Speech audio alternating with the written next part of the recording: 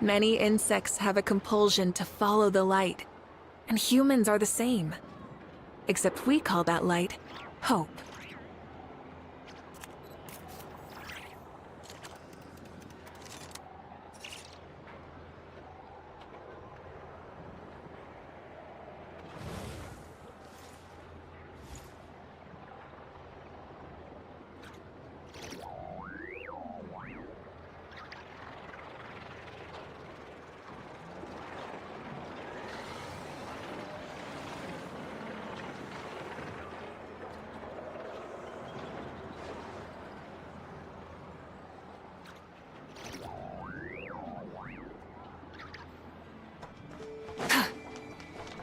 Use your head, kid.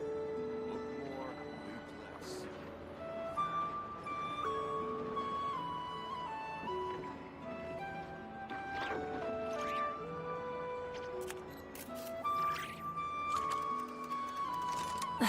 Instead of confining themselves to the heavens, God should broaden their horizons in the world below.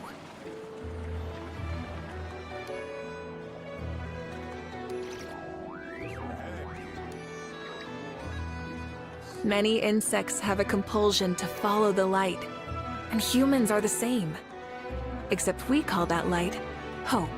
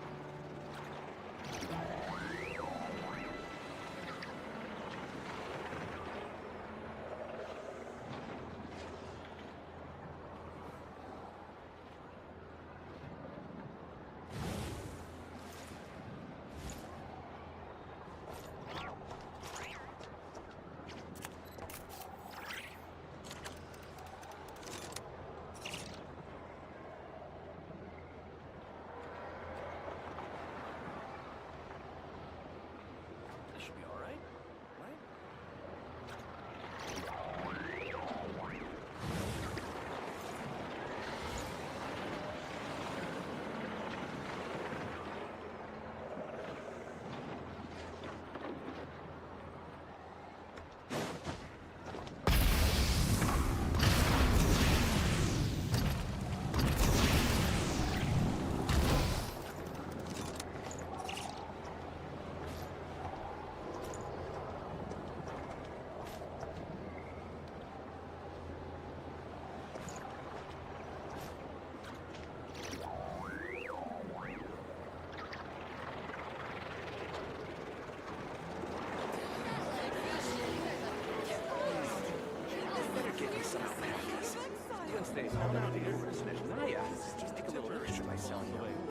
The actual vacation comes right after this. I promise.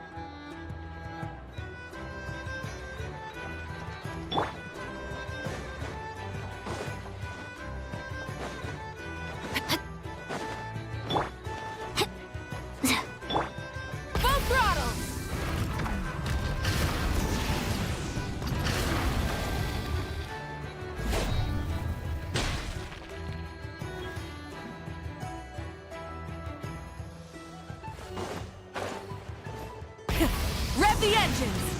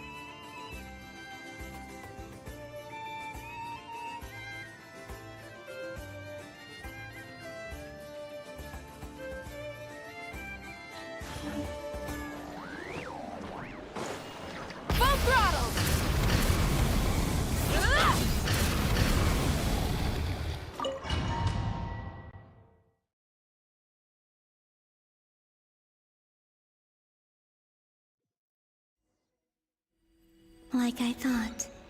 No more paths back to reality. But how can I be sure that I'm going the right way without scenes from reality to keep me on track? I can't even be sure of how long I've been walking for.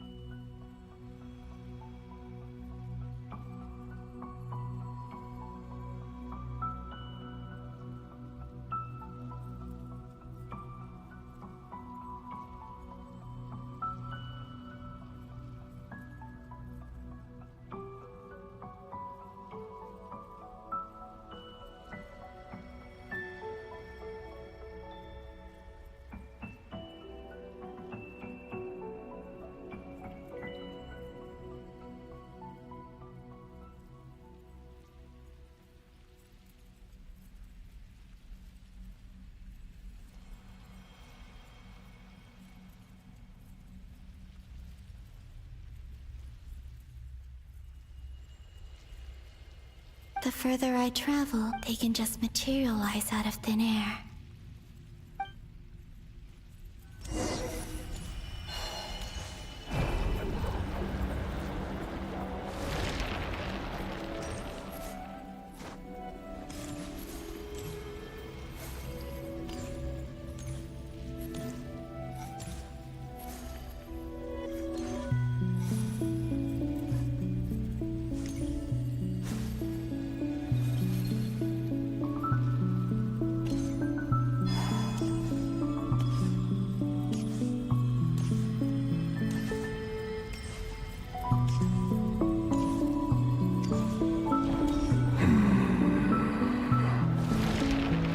Is that the ray here of Solnari? I can't believe he survived.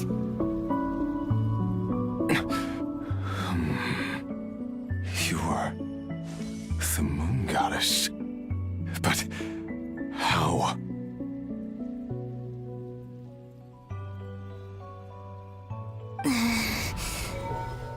Please, there's no need.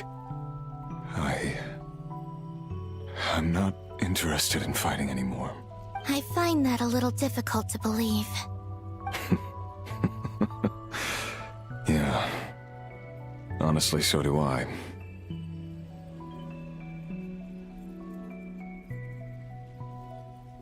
The way you used my own power against me was... It was a brilliant strategy.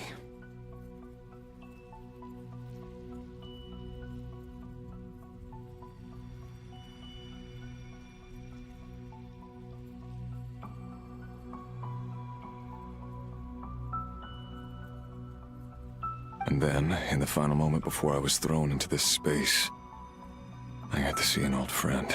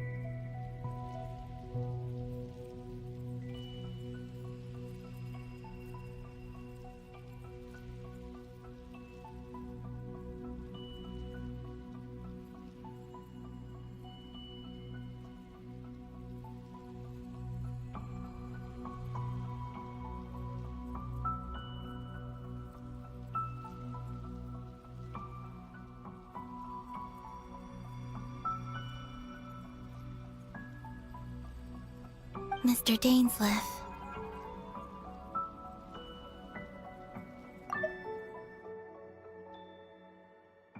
Right.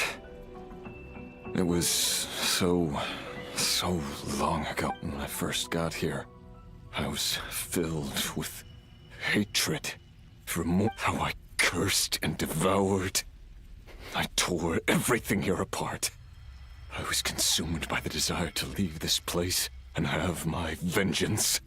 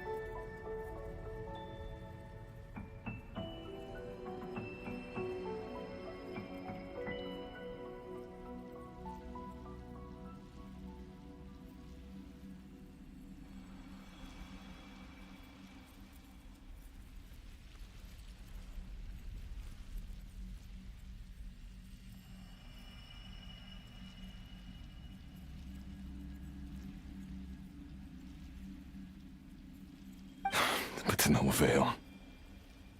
This is a place with no exit.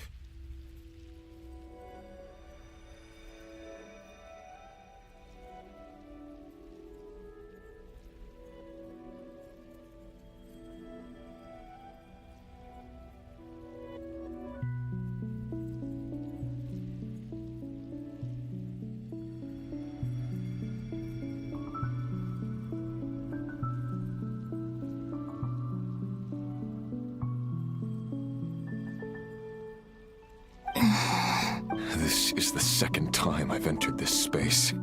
Though I have no memory of the first. I was torn to shreds the moment, but this time I survived. It must be partly because of this new body, and partly because of all the Kuvaki I absorbed in Nodcry. Are you the source of the abyssal power in here? Not all of it. Some is from when I first arrived here and tried to destroy everything. But there was already a degree of abyssal power here, before I entered.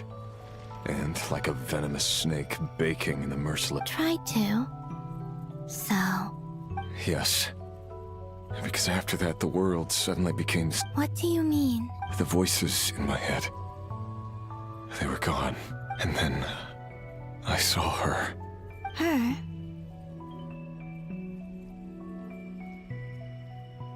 Thelindis. My... former lover. never mentioned that she saw a memory of Thelinda's leaping in. More precisely, I saw her afterimage. I'm sure the real her is long gone. Anyway, why have you come here? If I hadn't escaped through the moon gate, my friends would have been in far greater danger. Oh, I see. Because of your power. The power of a moon goddess. What? You'd like to know how I know. The one who resurrected me said so. I could hear a deep lust for power in his voice.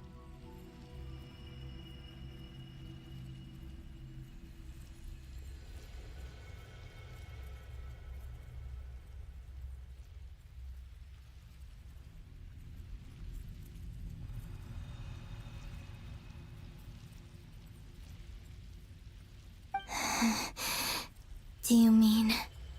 Dottore? Dottore. So that's what he's called. He'd been collecting fragments of my body for a long time. All so that he could resurrect me at the moment of his choosing. I had no interest in his research. But being as corroded by the Abyss as I was, we were aligned as far as hunting the moons and recovering my strength were concerned. So that's why the Wild Hunt suddenly became so active in Nodcry. When I left the Fatui in my weakened state, Dottore must have felt that his time had come.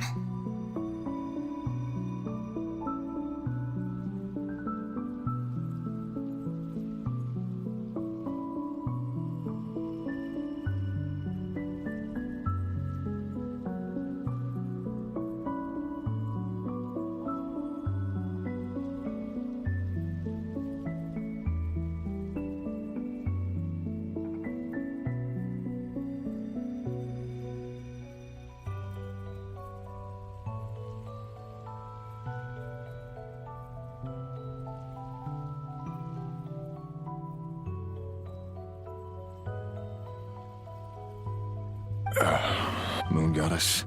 What? I know this is a lot to ask, especially from someone who tried to kill you. If you refuse, I won't fight it. But this is the only thing I desire now. What do you want? I'd like you to take a message to Thelindis for me. Thelindis? But... Yes, she's dead. But like I said, I saw her afterimage. I can sense that some part of her soul remains here. Far, far ahead. Why don't you go and speak to her yourself? I can't. I don't know why, but I can't move freely in this space as you can. All I can see is a glimpse of her, walking away. Just like the moment when I last saw her in life. In return, I will clear these abyssal obstacles for you. No, not in return. I'll clear them for you. Whether you want to help me or not. It feels like something I ought to do. Why? Yeah. Why, indeed.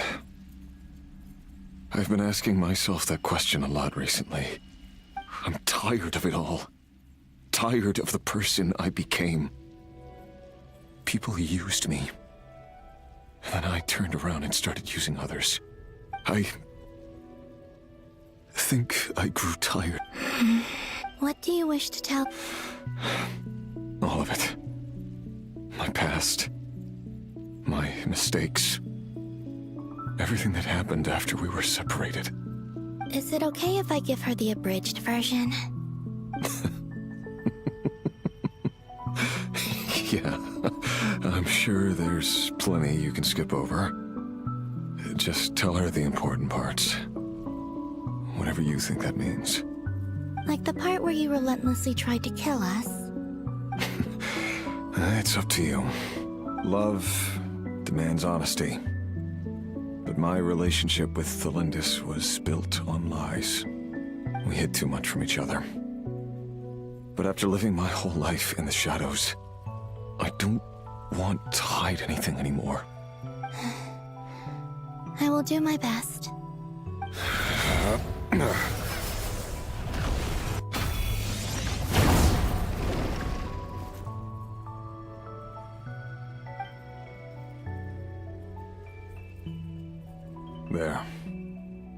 Abyss will no longer stand in your way.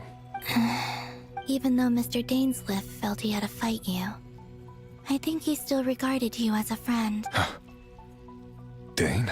He said that you betrayed him, but he also felt great remorse at never having understood what you were truly going through.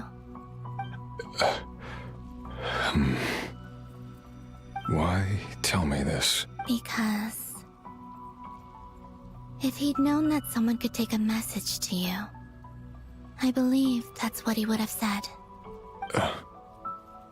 Thank you. It means a lot. I know this will sound strange coming from me, but don't die, Moon Goddess. I can tell that you're determined to get out of here.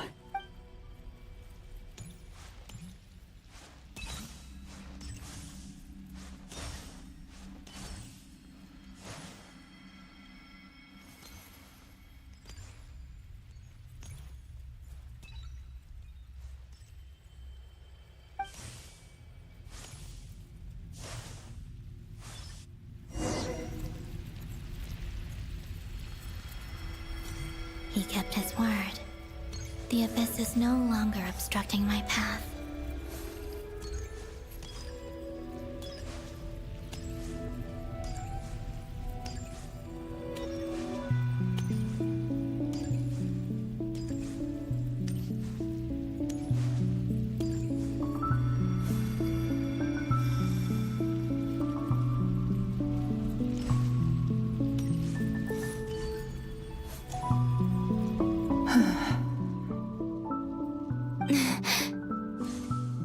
Is that the Lindis? She wasn't far off at all. And yet, they can never meet. Hello, Miss Lindis. Who are you? How do you know my name? I've never seen anyone else here before. You can call me Columbina. I promised Rerir that I'd bring a message to you. Rerir? My Rerir? Is he well? He's doing better than he was. Better than he was, huh? Sounds like he's had a pretty rough time.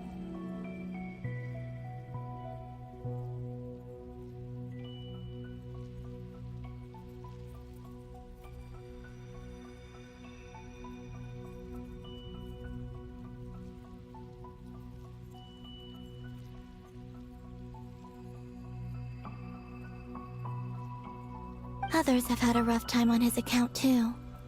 In many cases, their time ran out because of him.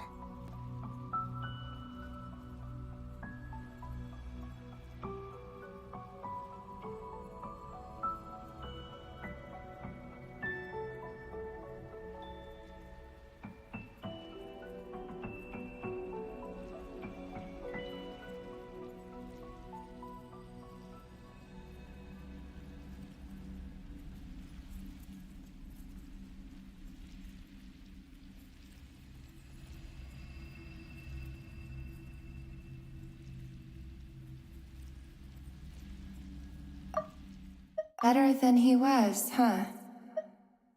Sounds like he's had a pretty rough time.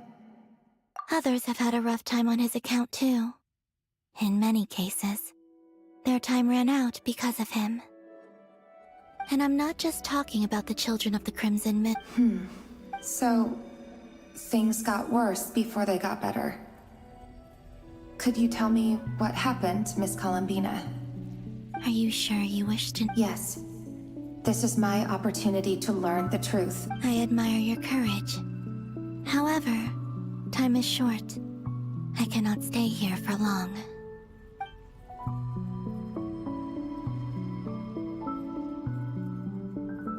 Rerir had seeds of hatred in his heart, and many people nursed them for their own ends. On some level, everything he did was to try and find a way to see you again.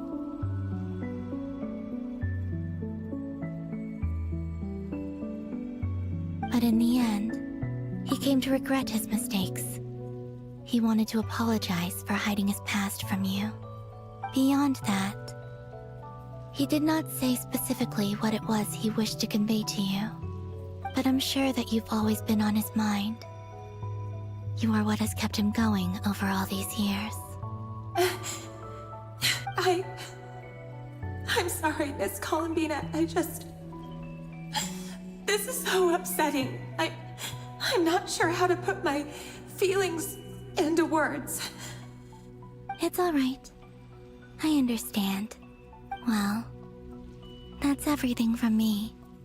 So, I guess I'll be... Oh, wait.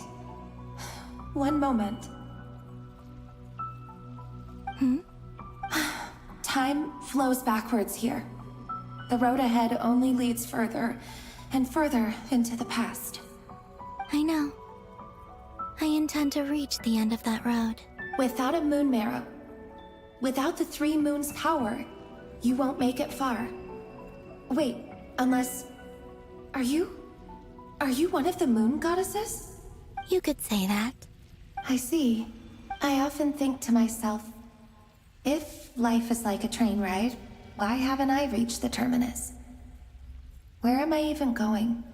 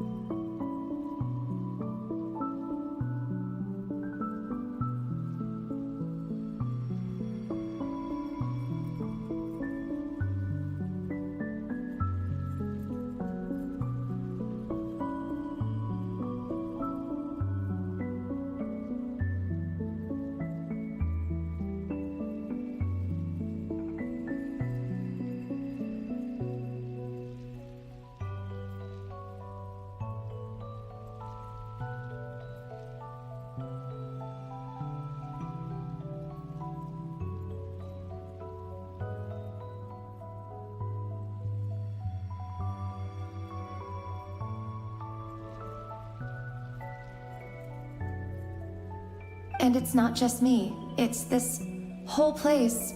I must seem so ridiculous. I can't answer these basic questions, and yet I jumped right in here without hesitating, only to be torn apart the moment I entered by powerful energy currents. Only my soul remains now.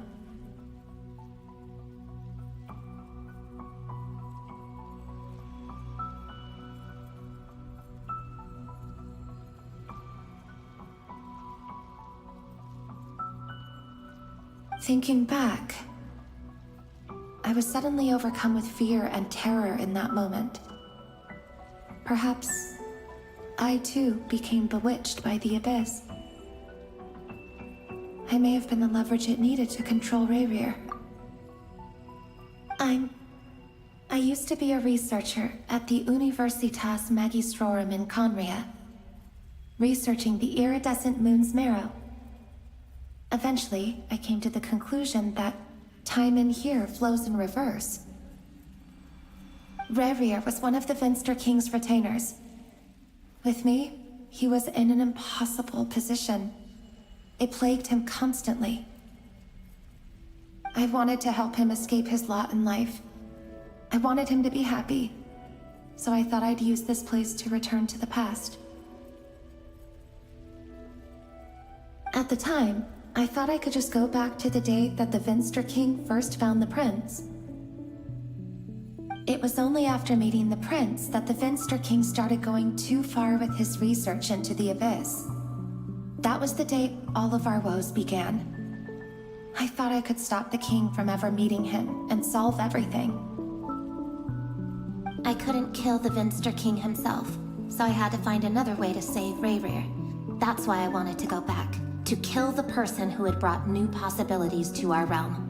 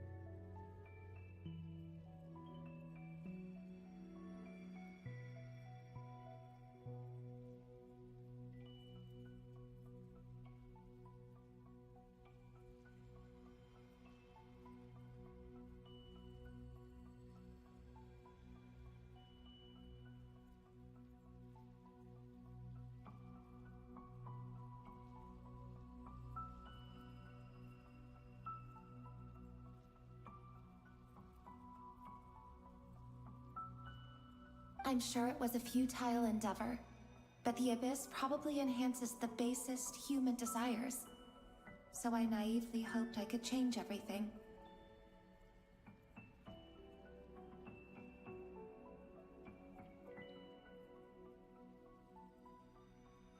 But I was simply too weak. Like a speck of dust against the whole universe. Look at me. I didn't even survive the journey here. Not physically, at least. I know I'm never getting out of here. But you're different. You can make it, and I want to help you. I owe you that much. How do you plan to help me? Have you noticed the golden energy that exists here? Based on my past research and my observations since coming here, I believe they carry you forward faster. I can share what I've learned, and help you understand the pattern in which this energy appears.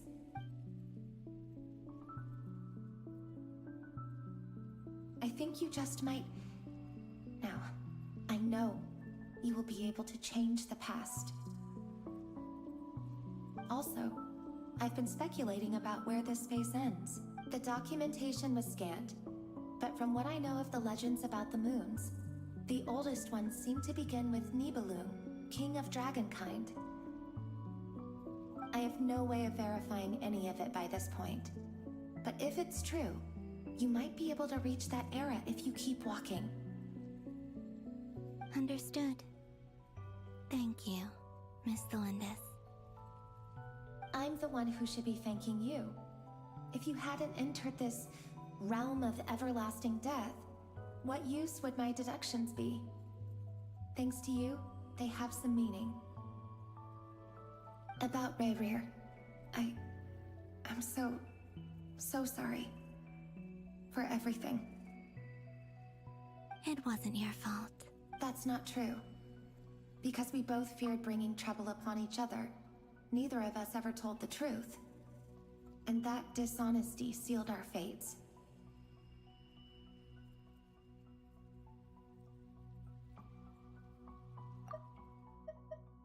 I'm the one who should be thanking you. If you hadn't entered this realm of everlasting death, I think you also, the documentation was scanned. But from what I know of the legends about the moons, I have no way of verifying any of it by this point. But if it's true, you might be able to reach that era if you keep walking. Understood. Thank you, Miss Delindis. I'm the one who should be thanking you. If you hadn't entered this realm of everlasting death, what use would my deductions be? Thanks to you, they have some meaning.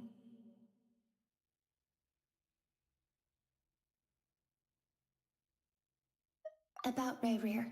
It wasn't your fault. That's not true. Because we both feared bringing trouble upon each other, neither of us ever told the truth. And that dishonesty sealed our fates.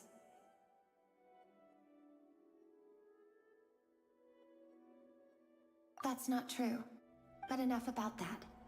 I wish you a safe journey, Miss Columbina.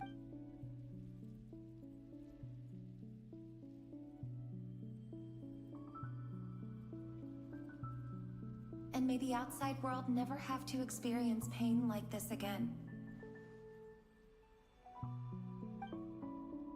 Rerir? You're there, aren't you? I cannot see you, because you exist in the future. I expect we'll be trapped in this prison of space-time for all eternity. But please, gaze upon the past, and then sit for a while.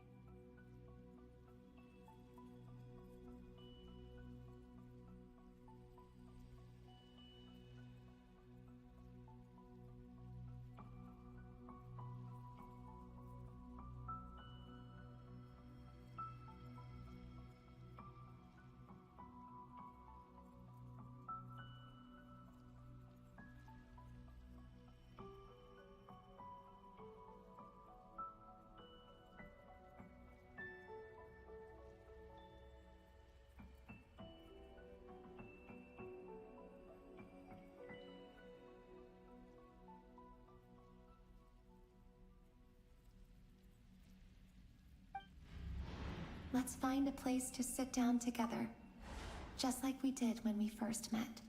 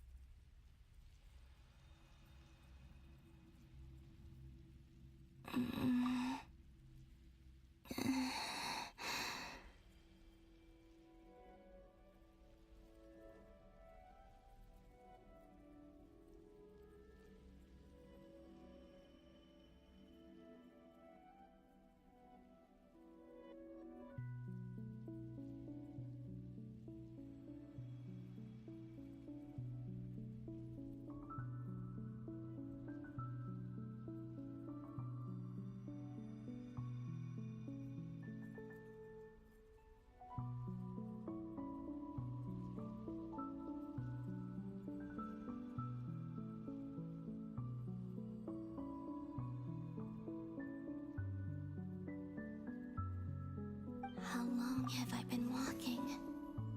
How much further till I reach the end? Is there even an end to be found? Everything's getting blurry.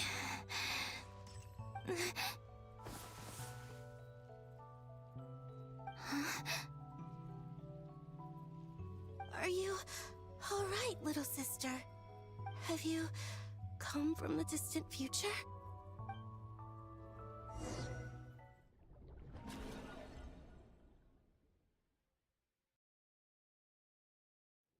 So, how exactly did the moons just disappear?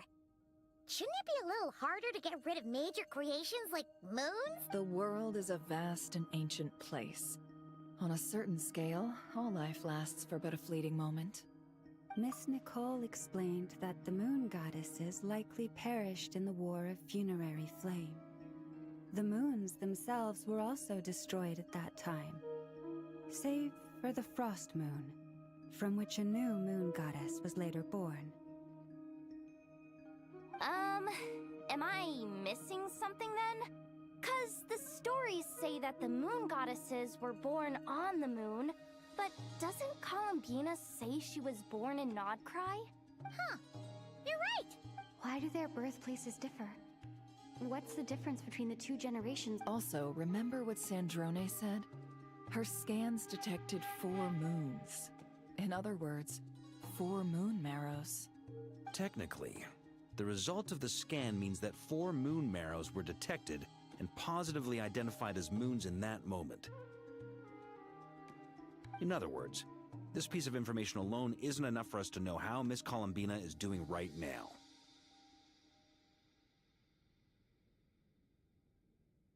Yep, we have no way of staying up to date on whether she's dead or alive. She's on her own for now.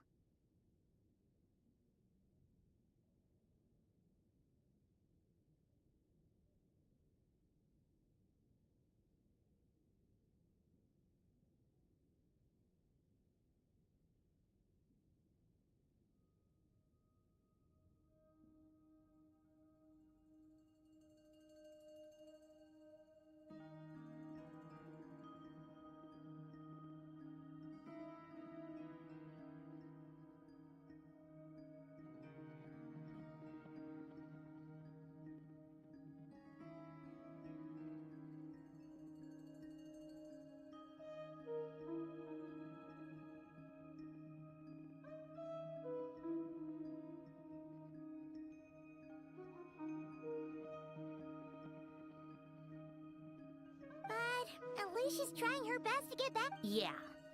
She's a tough cookie. And a sore loser, too. As much as it pains me to say it, we've got no chance of beating Dottore in a straight-up fight. He's much too powerful. It wouldn't even be close. That maniac is going to devour everything in his path until he reaches us. We need to find someone or something that can stop him before he does anything worse. I'll be frank.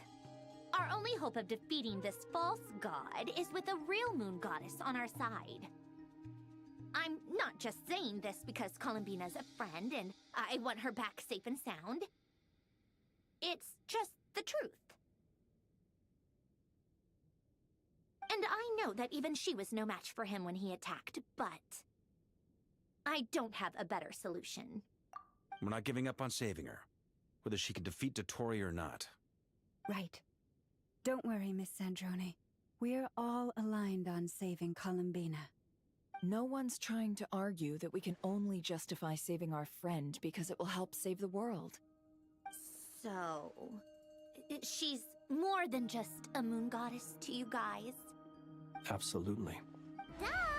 She's part of the gang! And you are too, you know. Yes, I know. You don't need to labor the point.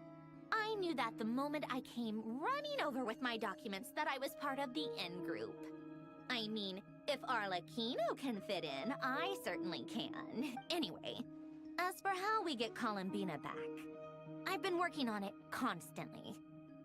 But I think I'm still lacking certain information about the moon. I'd probably get there if I could continue my calculations, but the problem is, Computing power? You mean you need more energy? No, the issue isn't energy, it's processing power. There's so much data to get through that the whole process has just ground to a halt. That's a tricky problem. Rene de Petrichor of the Nazissenkreuz Ordo once foretold the fate of the world. But I don't know how he did it. My guess is that he used the primordial sea's power. However, that won't work for me. His methodology was vastly different from my own. What's worse, they're incompatible. And, to top it all off, we can't even leave Nodcry. Ugh, this is so annoying. If I'd known we'd run into a bottleneck like this... Well, no, the design bureau's a bust as well. Curse that Dottore! Couldn't have made this harder for me if he tried. Oh, what do we do then? How about we grab a bite to eat and take a... You don't get it, do you? I'm trying to calculate the fate of an entire world here. And I need accurate results, not vague prophecies. Where the heck am I gonna find the computing power for that? Ahem. Anyway, time to shelve the discussion on technical difficulties. Being a killjoy isn't very ladylike, after all. Either way, we've done what we can. Rest well, everyone. Hawkeye? Is he hinting that we should talk outside? Let's go somewhere a little more private.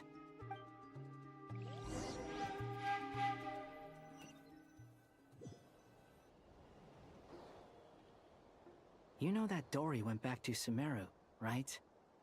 Yeah. She mentioned she was planning to head back. Things aren't looking good for Nodcry. She's gone to spread the word so that Sumeru has a chance to prepare for the worst. From what I know of Dottore, there are two possible reasons why he hasn't made a move yet.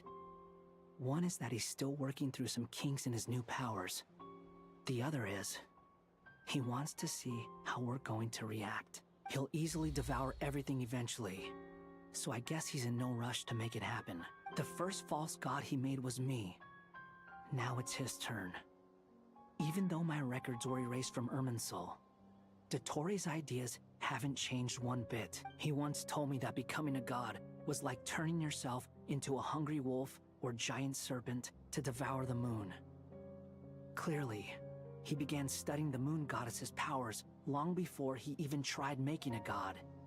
He's always wanted to get his greedy hands on divine authority one way or another.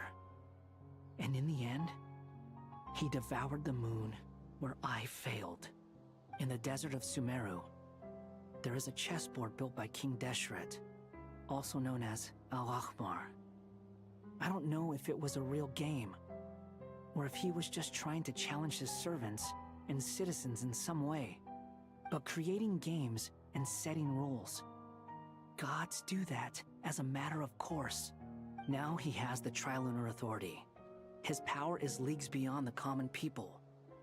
I don't think there's any point in other nations rushing to the front line. Either way, Dory will inform Lesser Lord Kusanali, and she will contact the other gods in turn. The Seven will have some recourse available. If nothing else, their protection should keep the rest of the world from descending into chaos as quickly as Nodcry has.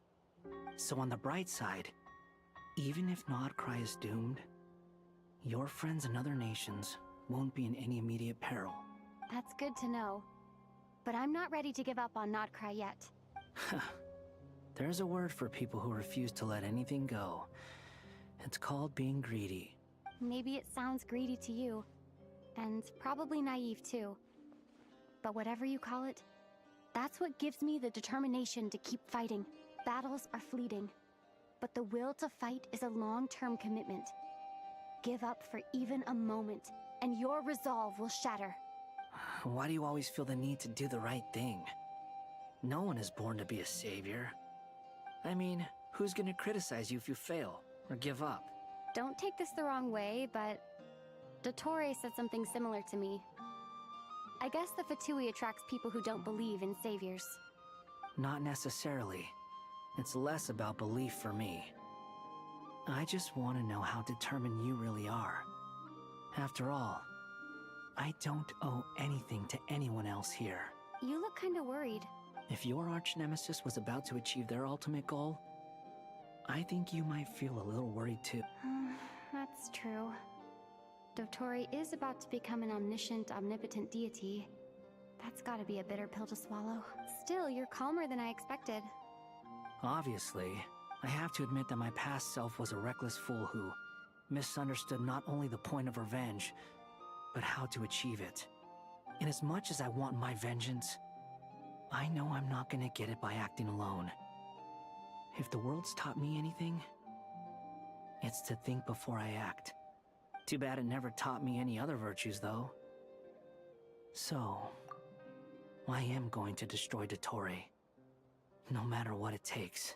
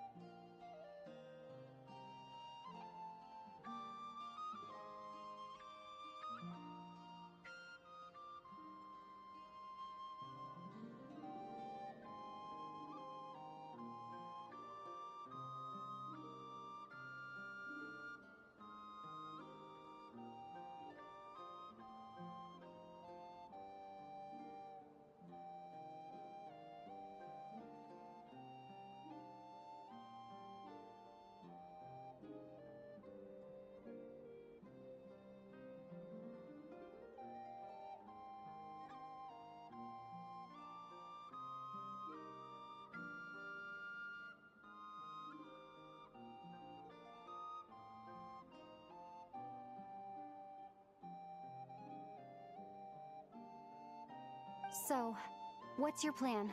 I'll get to that. First, tell me, what do you think of Sandrone? Just like Paimon said, she's a friend, part of... How much do you trust her? This is a serious question. Think carefully before you answer. Although she's with the Fatui, she has her own values, and she's helped us a lot. If nothing else, she's clearly going the extra mile for Columbina. I see no reason not to trust her. If you say so. In that case, the three of us need to talk. I have some thoughts about her computing problem. It can be solved, but it will come with a cost. How much? If I can afford it, I'll cover it. Sometimes your heroism really backs me into a corner. You know that? Come on, let's go talk to her.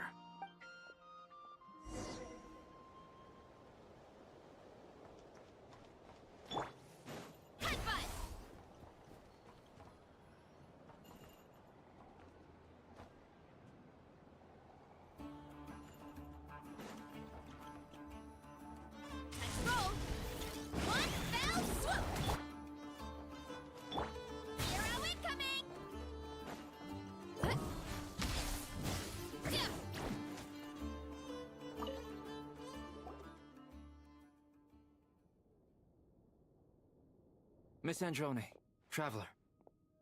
Hey there. Paimon's here too! She was just helping them sort through their things. That was fast. The call only just ended. Well, you said it was urgent. Albedo, I have some alchemy questions for you. I see. Looks like my knowledge proved useful after all.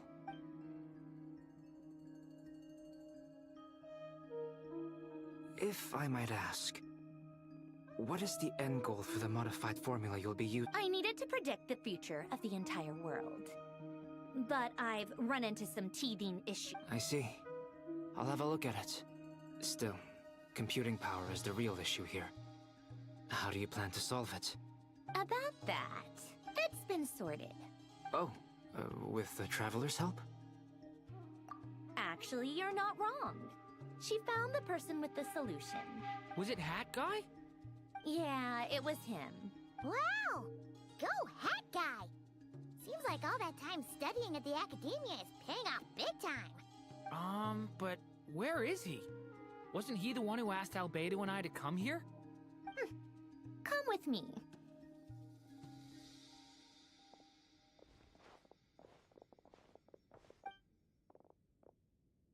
Hat Guy?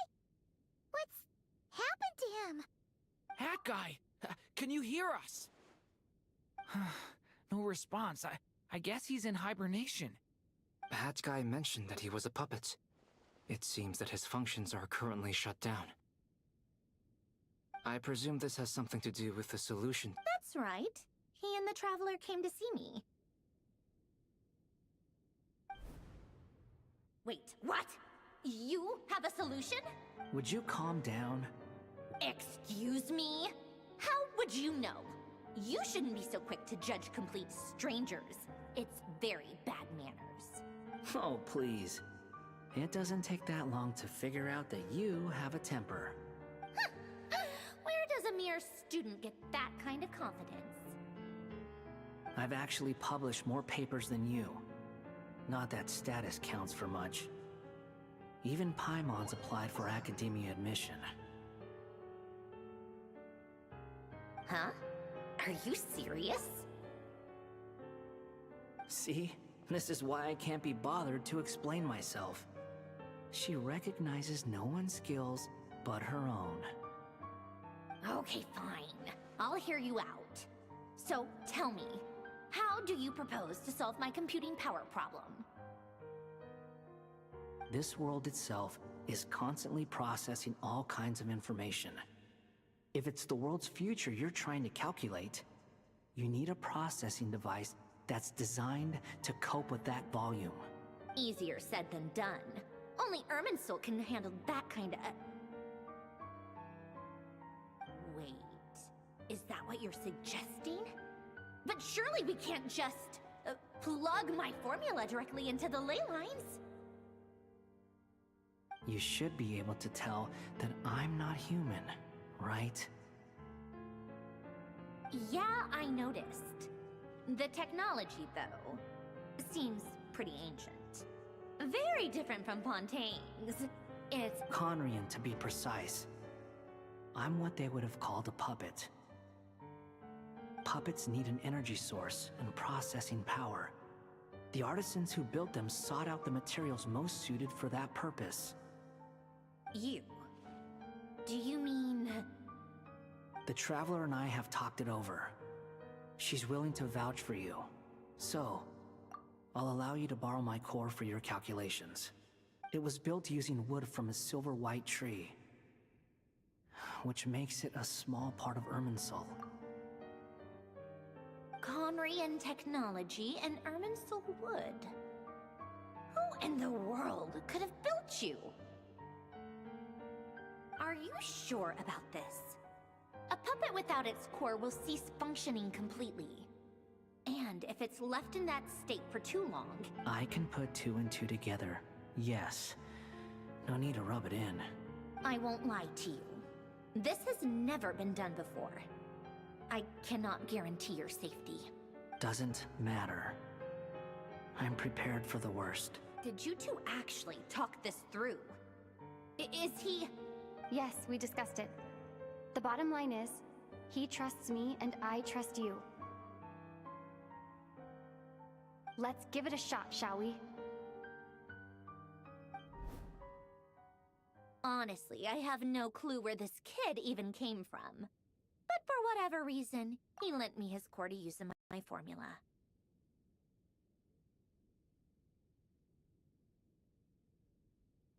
I'm very close to finishing my calculations now, and the core is currently in use.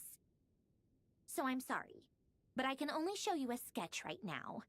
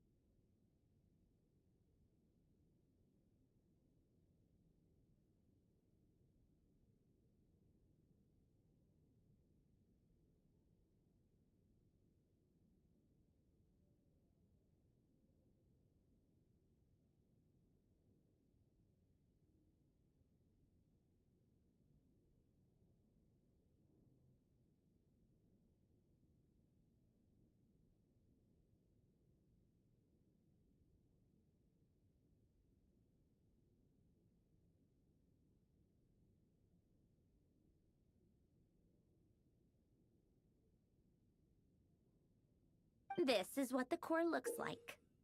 A silver-white branch. It certainly matches the legends told about Irminsul. Is Hat Guy gonna be okay? He's not gonna die, right? Right? In theory, he should be fine. As long as we put his core back in time. Beyond that, all I can say is that I'll try my best to avoid risk and make sure the core doesn't sustain any damage. I think I know why you called us here now. Someone needs to watch over his body. Correct. He said that the only ones he trusts here are you two. He will have our Aww, Hat Guy. On a more positive note, things are progressing steadily on my end.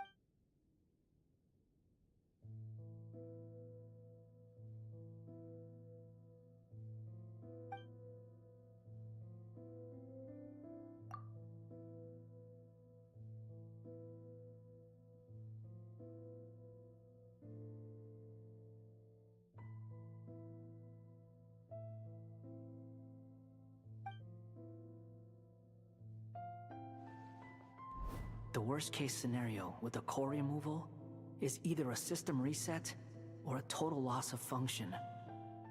But I'm not afraid. A quiet death should have been my fate long ago. A core is completely different from a heart. It's like another vital organ entirely. I never believed it could be a true replacement for what I sought. But in the end, it turns out the core was more useful to me. Pretty funny when you think about it. It's like the punchline of my entire life. Do you think there's any difference between a puppet and a human? If not, then this would just be another samsara. I have already experienced both a past life and a next life. Part of me wonders whether I'm only capable of making this decision because I've become a real human. What's with that expression? Isn't this a good thing? Sanjoni will succeed, won't she? She will. We all have to persevere until this is over. That's right. And I'll protect you all until...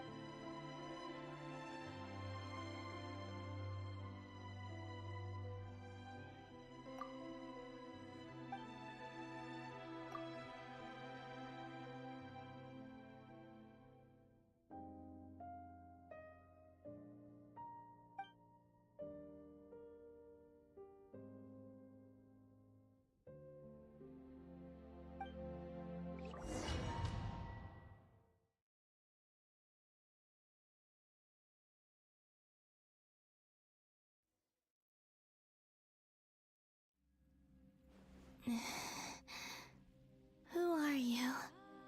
Call me Sonnet. You have the same power as Canon.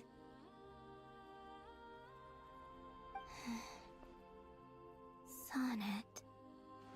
So, you're the goddess of the iridescent moon?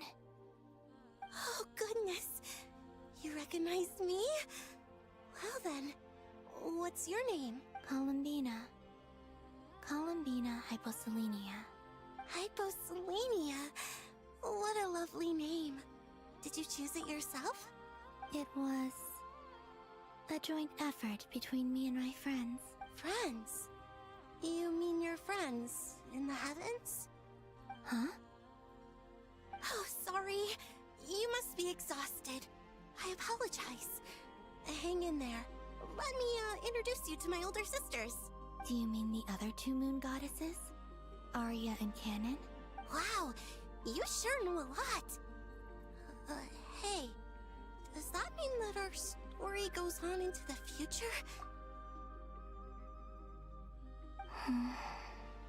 Oh, I guess that wasn't the best question to ask. It's alright. We were prepared for that possibility. You could say we were too prepared. When did you get here? How long has it been? I can't say for sure, but it feels like it's been forever. I see. Are you feeling alright? You look a little unwell. I can hold out a while longer.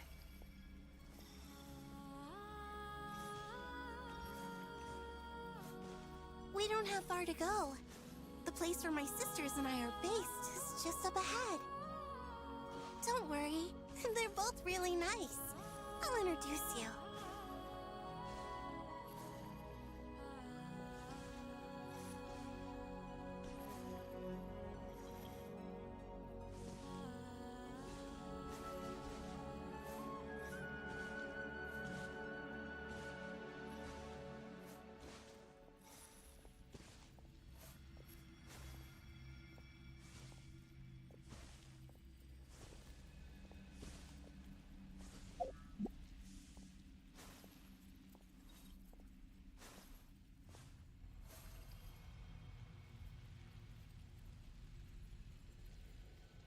Sisters!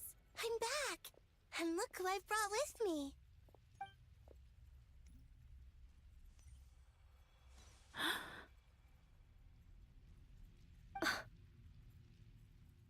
It's our lovely little sister, born in the far future.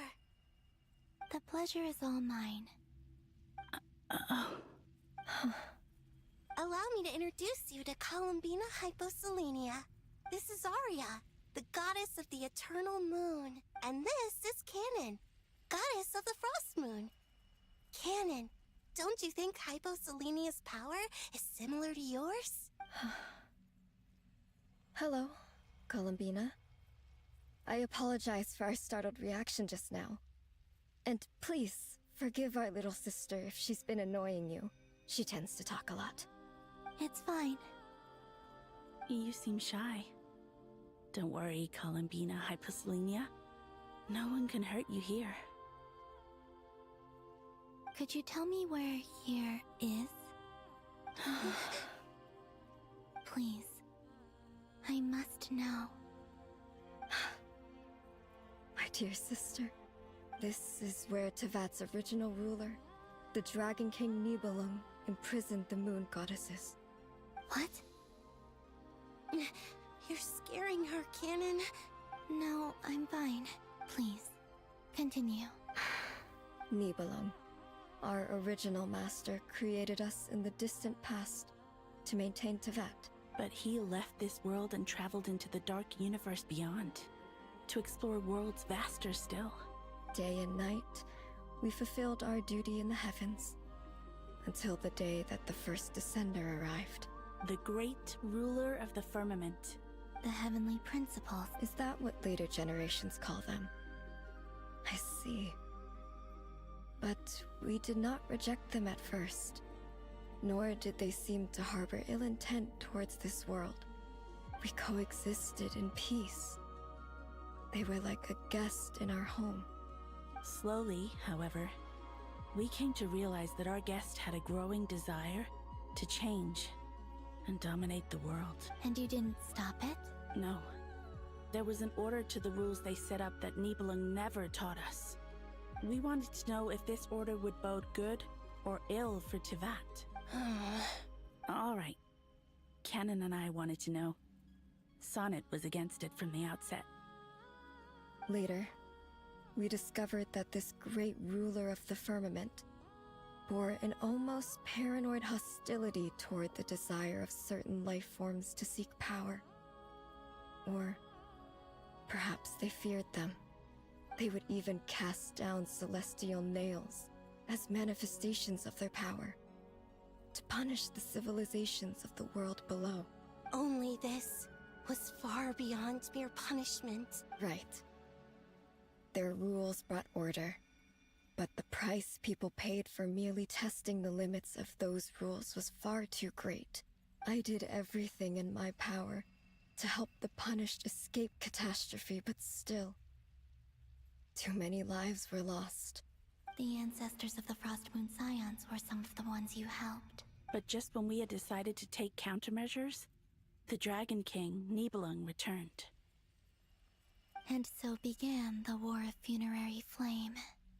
So, that's the name the world gave that war in the future. Well, who won in the end? As far as I know, the Heavenly Principles won, although it came at a great cost. They remained in Teyvat, where they continue to rule to this day, and the world's original master, the Dragon King Nibelung, was destroyed. And what of the moons? Are there still 3 moons in Teyvat's skies? You can tell us the truth, Columbina. We know we are but remnants of a bygone age. We are prepared for the answer. Only the Frost Moon remains. But it has been cast beyond the false firmament by the Heavenly Principles. The eternal and iridescent moons were both shattered during the war. So death finally came for us in the end. Sonnet. But you're still here. A moon goddess cannot live without her moon, Columbina. She's right. That's why I began to disappear. Because the Frost Moon is cut off by the false sky. How much worse it would have been if it were Our souls may endure within this lunar palace, but if our moons are destroyed, then we shall disappear the moment we depart from it.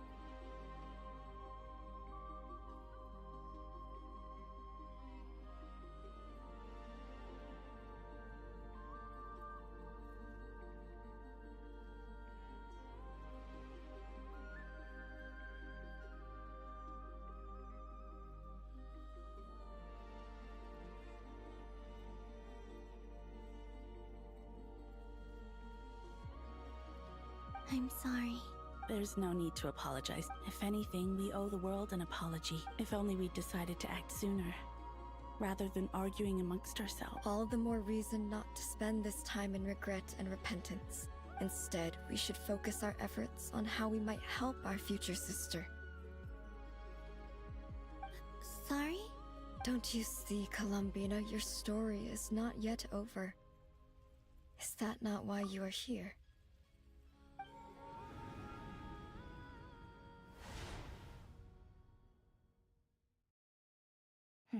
It's done.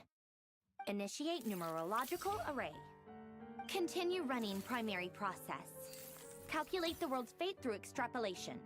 And identify nodes of potential change. Secondary process? Scan for moons. Still 4. The number of moon marrows hasn't changed. Wait, let me think. Is it possible that there's something I've been misunderstanding about the moons all along? Variables. Variables in the world. I know where potential variables within the world come from. So what about the moons? Are there any variables there? Like their life or death, for instance. What if being alive or dead makes no difference to a moon? But that's so strange. Even immortal gods can die. Why would the moons alone... Wait! I've got it! If alive or dead is considered a variable, we might have had this wrong the whole time. No one ever said that a moon marrow equals a living moon. We just made that assumption ourselves. Initiate secondary process. Scan again, this time filtering out interfering perimeter, moon marrow. I don't care if they're natural or artificial. Get them out of my search results! Why? It says 3 moons still exist in Teyvat, even after excluding the moon marrows. But we know for a fact that 2 of them are dead. Redo the scan. Narrow the results to living moons and real moons. No, scrap that. Narrow it down to moons that have lunar authority and... Why? Why is it still 3? What is this, Columbina? Has the world lied to us? Or are you the one pulling the wool over our eyes?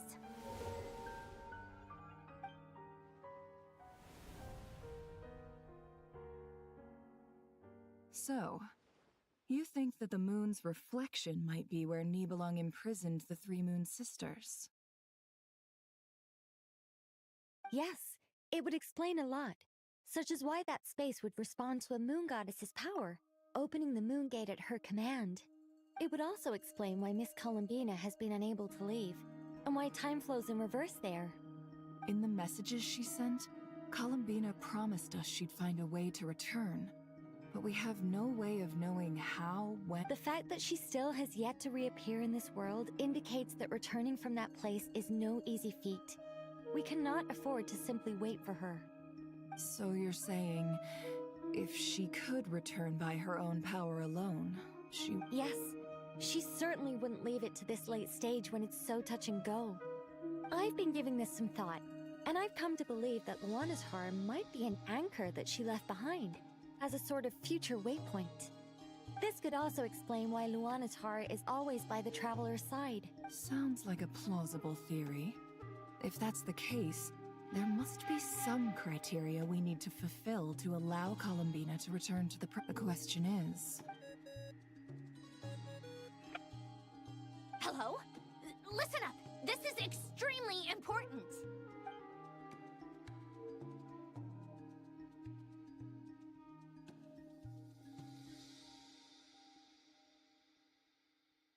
Not only is Columbina alive, but she may well exist in a form unimaginable to us. I'm still unclear on the details, but she's done something truly inconceivable in the past. And the clue to what she's done lies in the moon and Tevat sky. Truly amazing. Oh, I'm so delighted for her. I'm sure we all feel the same. And I'm sure Columbina is ready to get back here and fight by our side. I'll keep my calculations going and try to find some way of coordinating with her. But that's not an excuse for everyone else to slack off, okay? How can the dead moon still live? And Luanatar...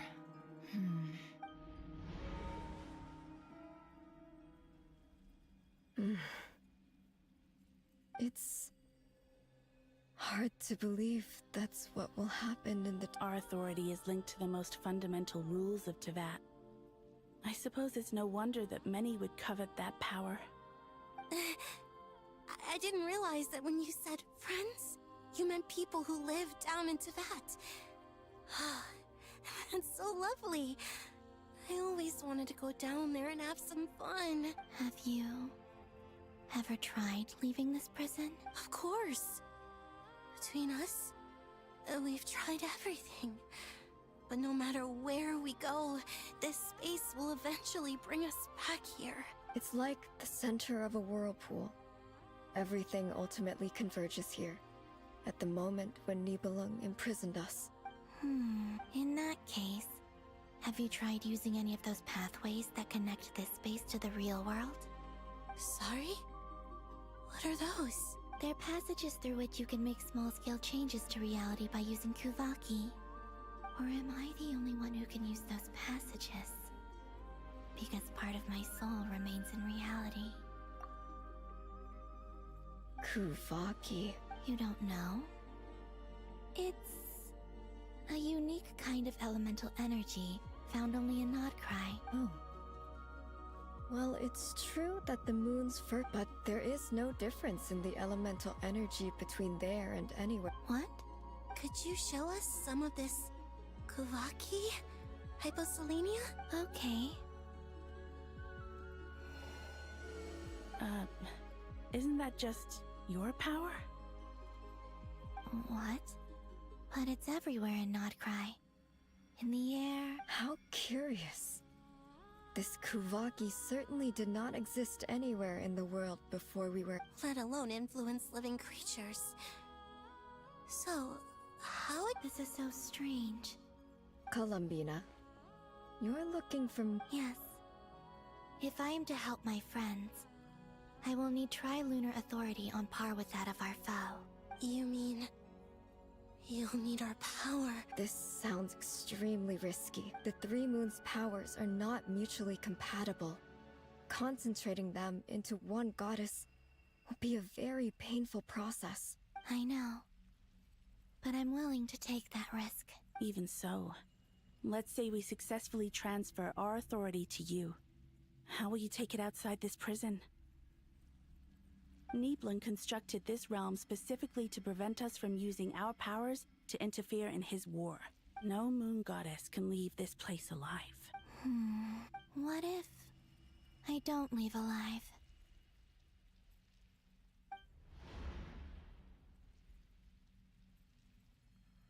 Where do we even start? How are we supposed to figure out what we're meant to do to help?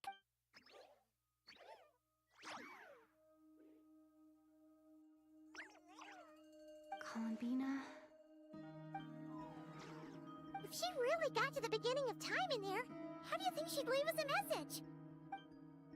You don't think she'd write it down on a stone tablet somewhere in the hopes that we'd find it, do you? Seems unlikely. Columbina may not talk a lot, but she thinks deeply about issues like this.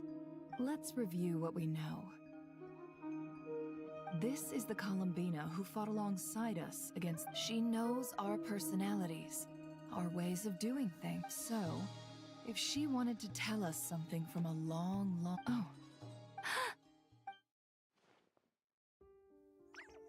Traveler, you once said that those golden ripples also appeared when Luanatar was born. What if Columbina left Luanatar here, not just as an anchor to the real world? If she is part of Columbina, and Columbina knows that I can see past events through her... Oh yeah! Like when you peeked into Rarer's past through his heart! Nefer, wait! If you're right about this, and you can really see past events through Luanatar, your eyes... Oh, I know. Looking at Rerir's past in Conria was already enough of a strain on my eyes. Look, it'll surely blind me. But it's our only chance. This is the only way. Boss. We spoke about this once, a long time ago. Do you remember what I said, Yehoda? The day I lose my sight, the Curatorium of Secrets will be yours to run. But... What's wrong? I'd be overjoyed if I were you. This day's come a lot earlier than either of us expected. I need to know you'll honor our agreement, Yehoda. Promise me. Yes, Boss Neff. Are you sure you don't want some time to... What is there to think through? I should have gone blind after our battle with Rerir. Frankly, it's almost criminal that I got away with it for this long. Then at least let me take some precautions on you. And if you really do lose your sight, I'll visit your office every day and make sure you're well looked after.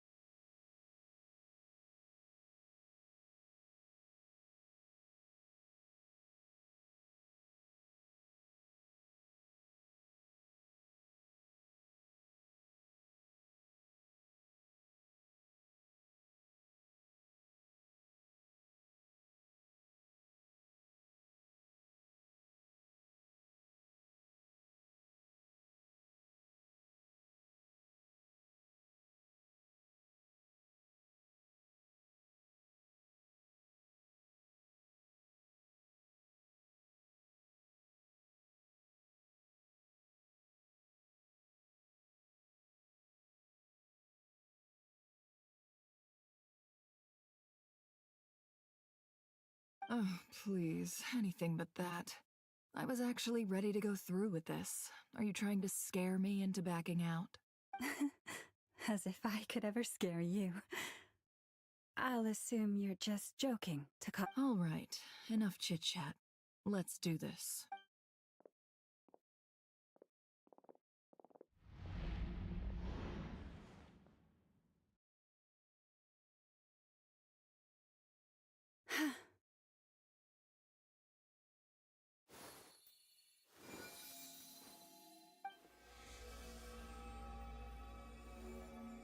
All done. Good. Now give me some space. Come on then, little one. Show me what happened in the past.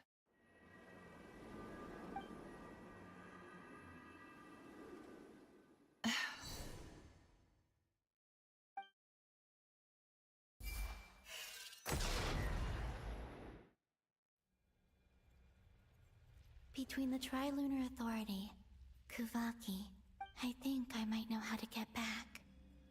But time to go talk it over with.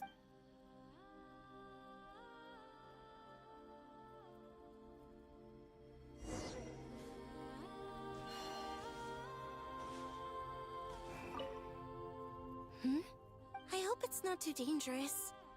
You really scared me when you said that thing about not leaving here alive. Come on, let's go find the other two.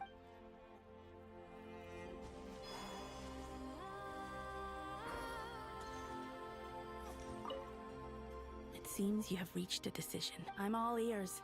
What?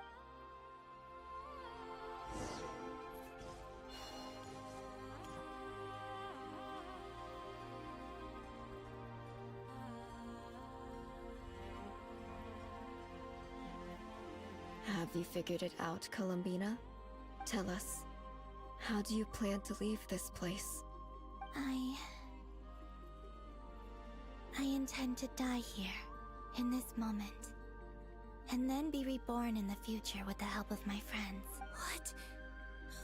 What are you saying? How can the dead be reborn? And how will you inform these future friends of your plans? You can't exactly leave oracles. Nothing can escape this place. Not a single ray of... And even if you found a way, what if they never find them? No. Come again? They will find my message. I'm sure of it. I'm not following. It's quite simple, real. First, I will leave my soul here.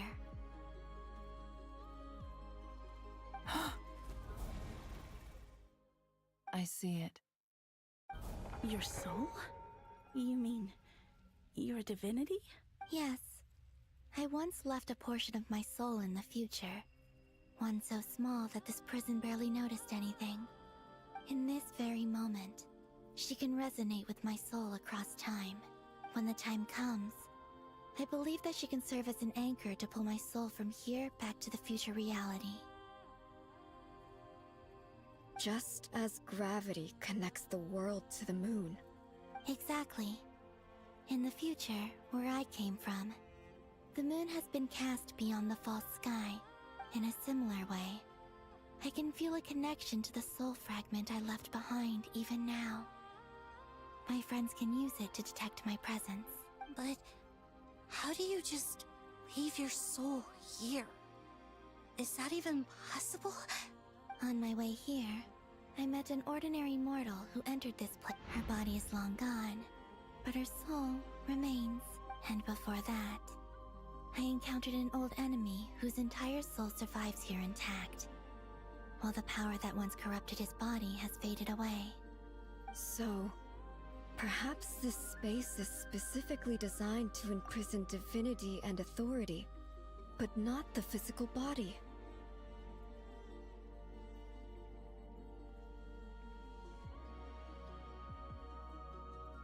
Still, even if your body can escape, would it not just be a lifeless husk without the soul inside? Wait, is that what you meant when you said you wouldn't leave alive? Yes. I shall turn my body into moonlight and pour it over Nodcrop. That power shall protect the land and quietly blend into it, awaiting my soul's return in the future. However, I cannot do this on my strength alone. I would need your help to do this. So I'm humbly asking for your assistance. Oh, dear sister, you need not be so formal. As I said before, we are but remnants of a bygone age. You, on the other hand, were born alone in that distant future, and you have walked a long and lonesome road since then. How could I bear to let your story end here in this dungeon? Don't forget, we are your sisters, your family. Arya's right. Actually, I've always wanted a little sister. Can you imagine how it's been for me? Getting nagged by two older sisters all the time. Now, I finally get to be the big sis. And not just that, but I get to help you return to your world, too. How could I say no to that?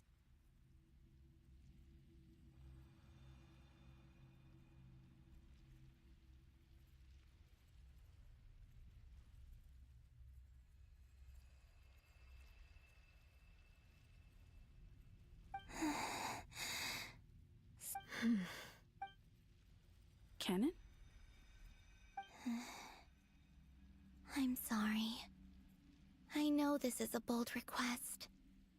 The Frost Moon is rightfully yours, and it remains intact. Oh, no, please. I was just thinking back on the years that the three of us once spent together. You cannot imagine how happy I am to hear of the future world you describe. For the three of us, whose purpose in life was to maintain the peace in Teyvat, it is a great relief to know that the people of this world live in such an abundant future. If your plan can save them and save Notcry, I will gladly give you all that I can. Besides, the three of us have been together since the day we were born. I could never abandon them to live on alone without them. Canon. Still, I do have one question I would like to ask you before we proceed. Certainly. Why do you cover your eyes?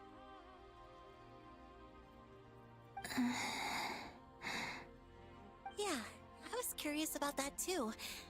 But it seemed personal, so I didn't want to intrude.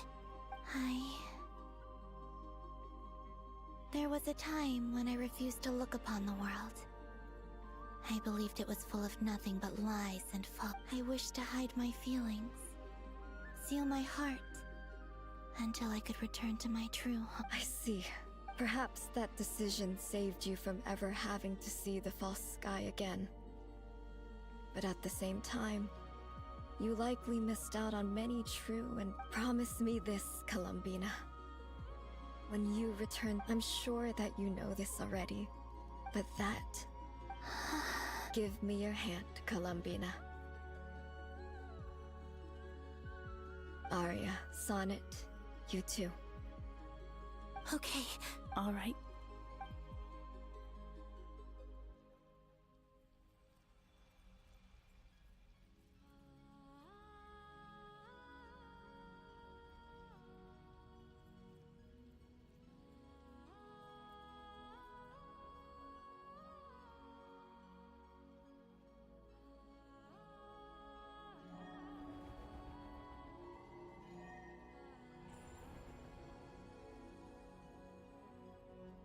We once were the songs sung for eternity, but now it is you who must continue to sing. We once were the tides in the great river of time, but now we subside, and you arise. We were the messengers of madness and inspiration. But now, the lies have faded, and your truth must endure. We are souls awaiting the sun. You must return to be with those who smile when they see your face.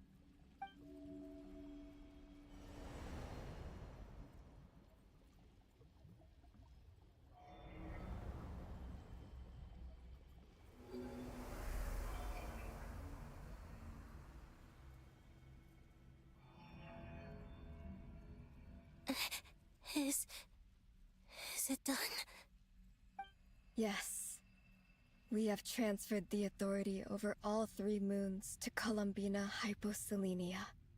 From this moment on, she is the Tri-Lune Goddess, the one and only moon goddess of this world.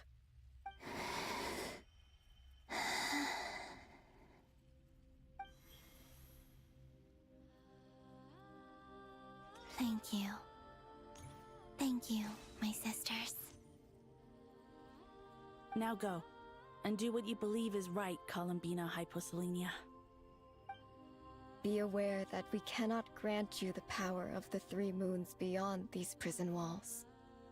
The conflict that arose over their remains following our disappearance will still take place. I understand. Sisters, oh, my body. It feels... Now that we have given up our power and authority, our bodies are merely mortal shells. This prison is dissolving them as we speak. It's okay, Sonnet. The end must come for every god, just as it does for every human. That's all this is. The final destination of our lives. Canon and I will be by your side the whole way. We have one final request, Columbina. Could you use the 3 moons' power to send us back into the real world? Now that we have lost our powers, I doubt this space will seek to hold us further. It's just... we would like to spend our final moments together in the only place we ever called home. Of course. Gladly. Sonnet. Yes. Don't... I wish I could tell her not to give in to the abyss. Not to be afraid. Don't forget. I'm so glad to have a big sister like you. No, I'm okay. I'm not afraid. As long as my sisters are with me, I won't be afraid. It looks like this is goodbye, sisters. Goodbye, Columbina. Take care of this world in our stead. I will. And now, it's time for me to bid farewell to my body, too. May it become the moonlight that keeps Nodcry company through the long years ahead. So this is why Nodcry was not always home to Kuvaki. It only appeared after I poured my body out upon this land. And only this land. Kuvaki responds to me because it is me. My body, answering the call of my soul. And the golden energy I've encountered on my way here was, in fact, that very soul, which I am about to leave here to guide. O power Tri-Lune, eternal moonlight. I, Columbina Hyposelenia, lay aside my body. Let it be cast into the dark night to illuminate the future. May it be a companion to all who dwell beneath the moon.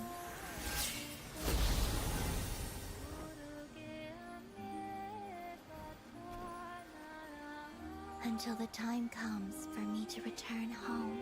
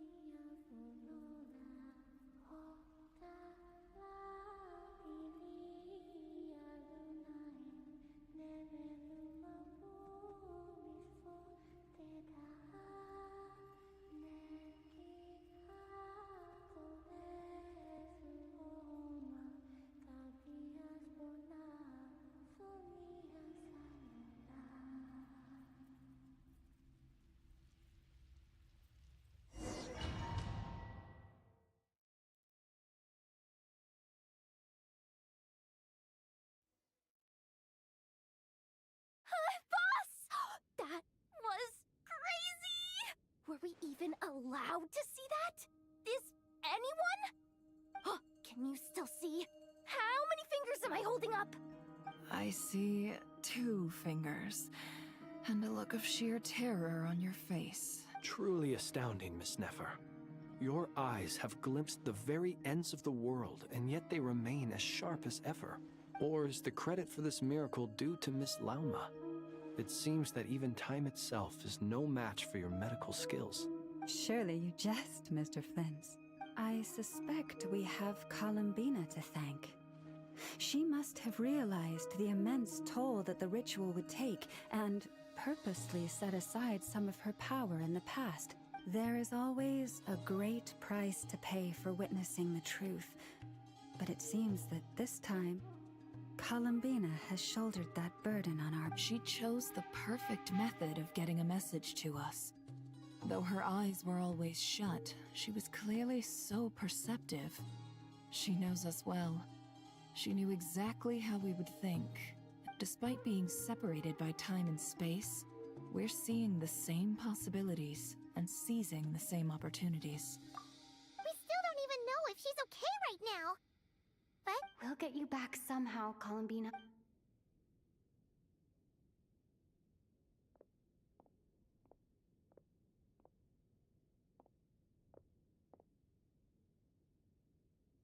Well, based on the information we now have, let's figure out our next move. Thanks to these gentlemen, we have a much clearer picture of the situation with Dottore. The civilian population has been moved to safety, so we no longer need to hold back. Miss Androne, how are the calculations going? So far, so good. I'll keep seeing how far I can push the system, though. Can't have Hatman being powered down for nothing.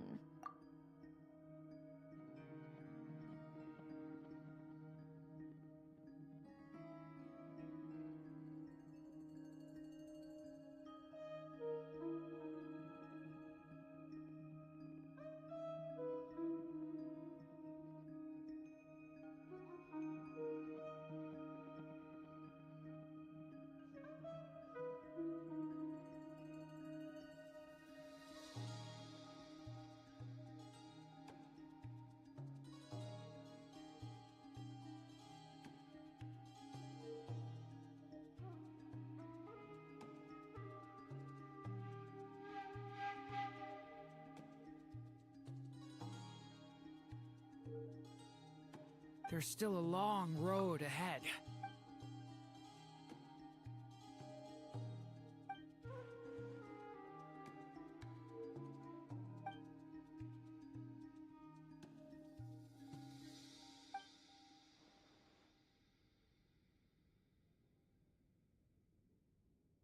Our plan is clear. Time is short, so let's... There's just never enough time, is there? Time is the bane of my existence. Ugh. Anyway, I'm gonna get back to work. all right, we'll do our part too. Yeah.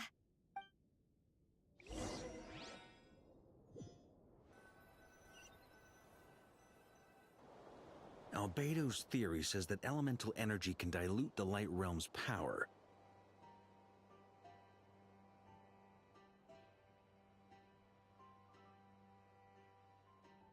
But I'm no expert in building elemental defenses. Sounds like something out of the advanced elemental theory section of the library. Whew. You seem quite troubled.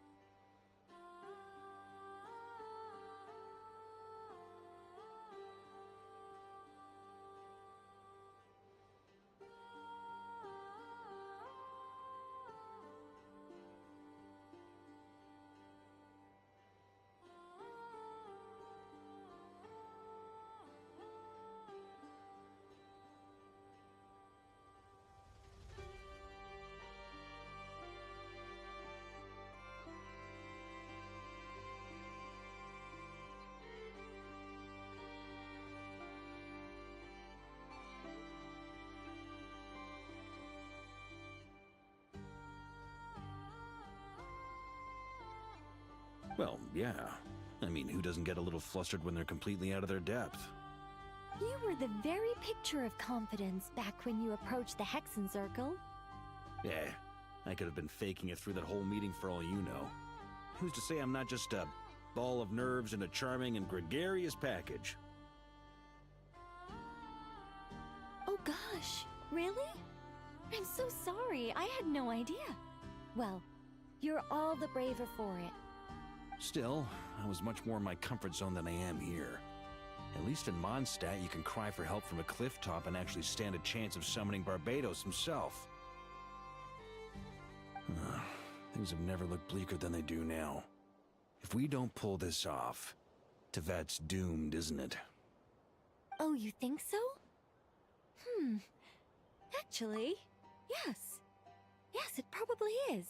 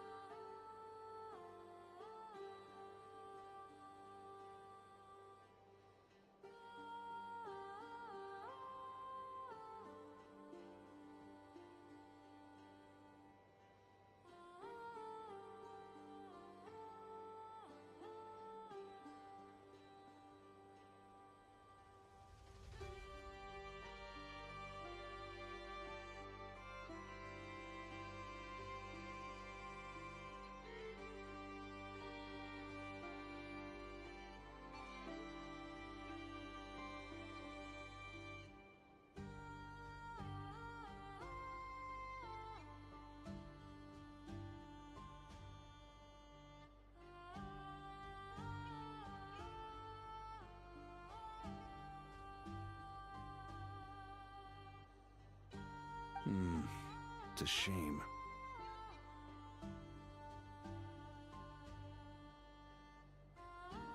Don't put too much pressure on yourself. Tevat has faced annihilation many times in the past, but it also gave us you, didn't it?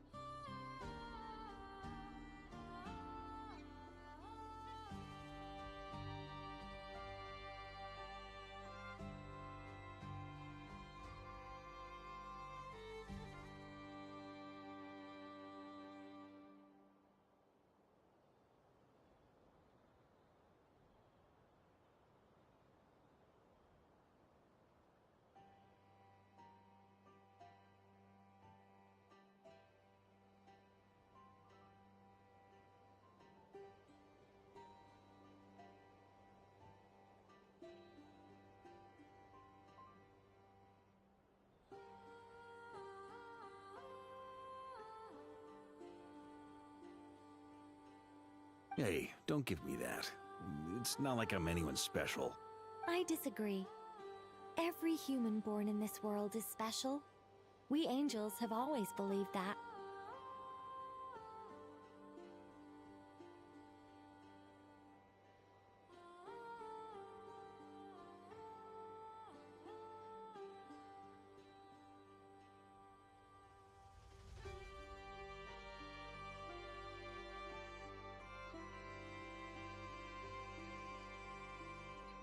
In that case, this humble human being has a big favor to ask of you. I thought you might say that. I'm sure Alice, in her great wisdom, sent you here precisely to help us in this difficult time, yes? Well, that has less to do with her wisdom, and more to do with my power.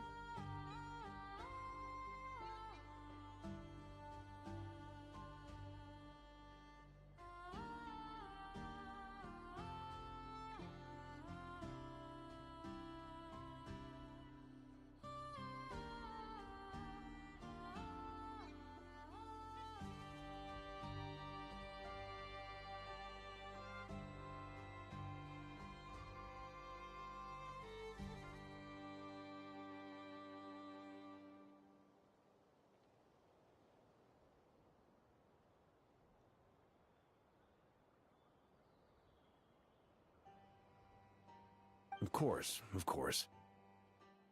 Well, the thing is, these elemental defenses we're about to build, I don't think it's a question of if they'll fail, but Durin's findings from his patrols make it clear that Dottore is constantly expanding his territory. First it was his lab, then it's not realistic to completely stop him encroaching on the rest of Nagcry. If Miss Sandroni's calculations are correct, well, they're the closest thing to certainty we have in this situation, so let's assume they are. Anyway, her calculations suggest that our best hope for victory lies in Miss Columbina's return. It's up to us to slow Dottore's advance and buy time for her to make a return. Are you asking me to help you with building the defenses? No. I'd like you to prepare for what comes next. When he eventually reaches us, we will have to fight him. You were an angel once and a mage now. I'm asking you to lend us your protection. Oh. Can I take it that you're triggering the terms you fought for during our three-way talks? Well, technically those terms were about protecting Mondstadt. But if you're happy to agree to the change in location, then yes, let's do that. You're cashing in on this much sooner than I'd imagined. Well, yeah. The way things are going, I might not get another chance. Very well. The mages have heard the knight's plea, and we will respond. To tell the truth, Alice and I had already discussed how we might help you all, so I didn't come empty-handed. I always like to be prepared. This is... wow. Yeah. This is great. Seriously, thank you. It's been many long years since I had a chance to dazzle humanity with a little divine intervention. To humbly serve as a reliable and responsible guide.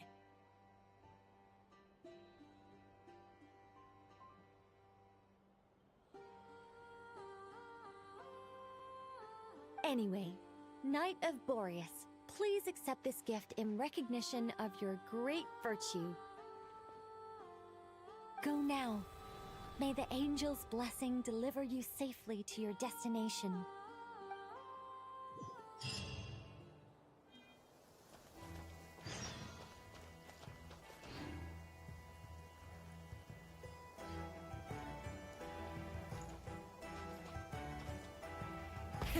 Rev the engines!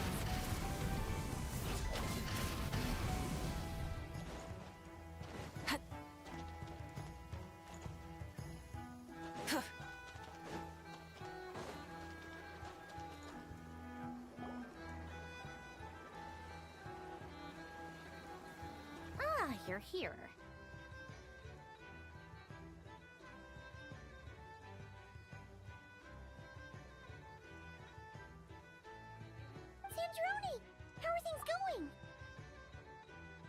glad you asked.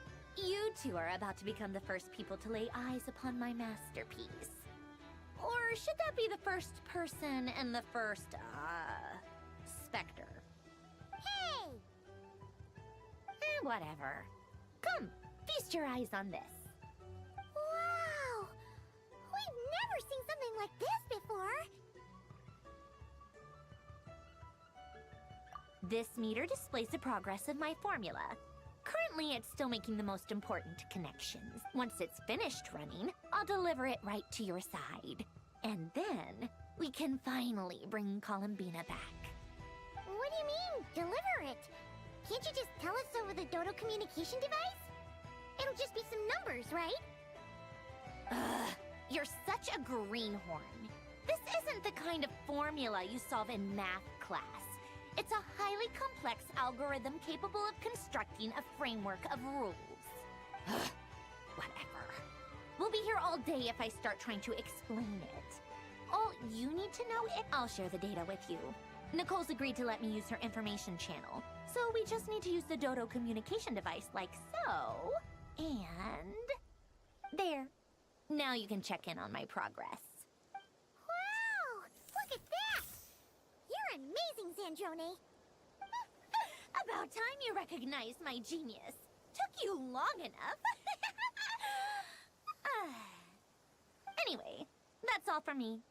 You should check on the others if you have time. Make sure we don't have any weak links in the chain. That might sound harsh to you, but close supervision is a common practice in a Fatui. Not looking to catch anyone out. I'm kinda stuck here while the formula's running, so I need you to be my second pair of eyes in the meantime.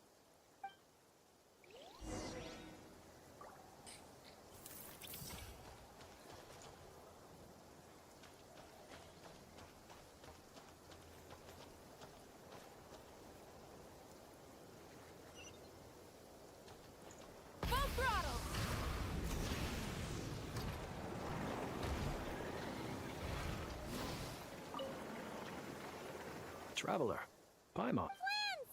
How's everything coming along? Fairly well, if I do say. Ooh, you sound... To be honest, I am not usually fond of exercising my full strength.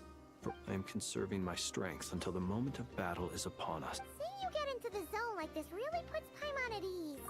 I consider it an honor to have your trust. Rest well. I look forward to seeing you both in your element.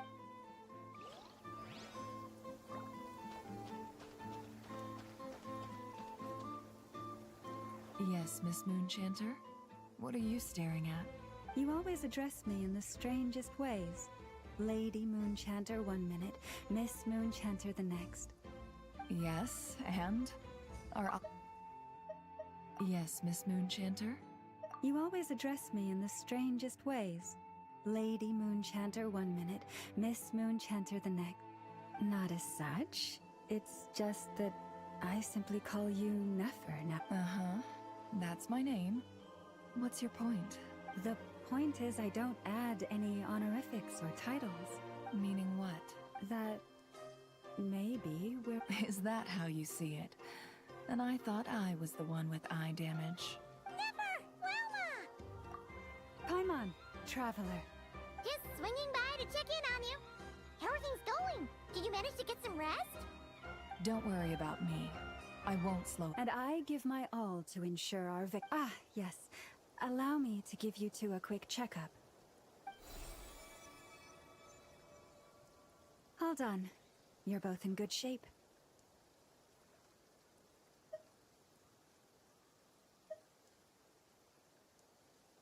You're welcome.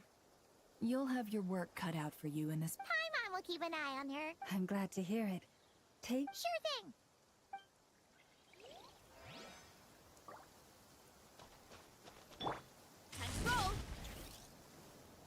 Thankfully, Miss Nicole has come to our aid. Nasha Town is now looking very well defended. Golden Flame. Yes, that's Nicole's power, based on the latest message from Grandmaster Varka. It sounds like they've reached an agreement. The situation should be more stable with her assistance. Everyone will have at least some degree of protection. Albedo! Durin! Hello there, you two. Are you well rested? That's good to hear. As per the plan, Albedo, and as Dottoro's energy field expands, it's creeping ever closer in that direction. We fought side by side many times before, and I believe this time will be no difference.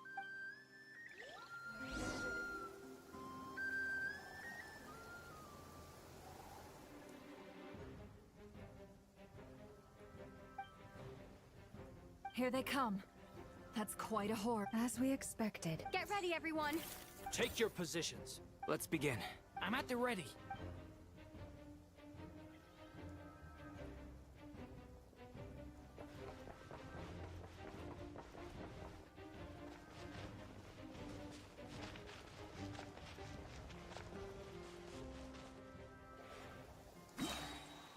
What a waste of time! Your skull! Night falls. Observe. Night falls. Be silent. Fear the dark. Bombs away! Close your eyes. Night.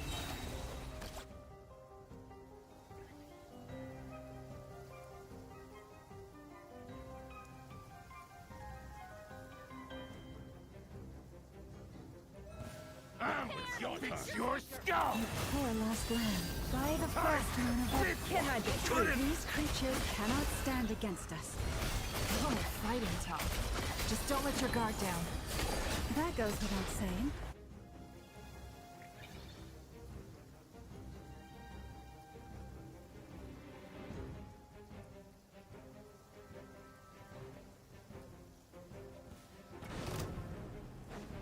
Burst forth. Moments of birth. Leave it to me! Turning point in fate! Come into being. Huh, that was easier than I thought. Naturally. What do you mean? Is it because as created beings go, we're of a higher level than them? Very good. You understood.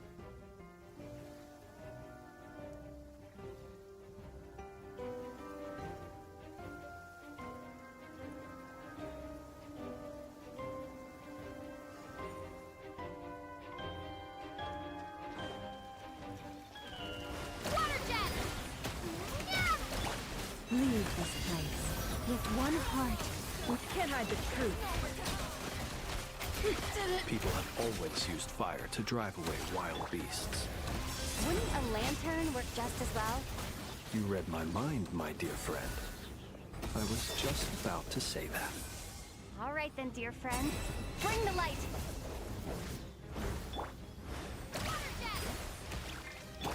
Forest, protect us. It all adds up. Let's see what they're made of.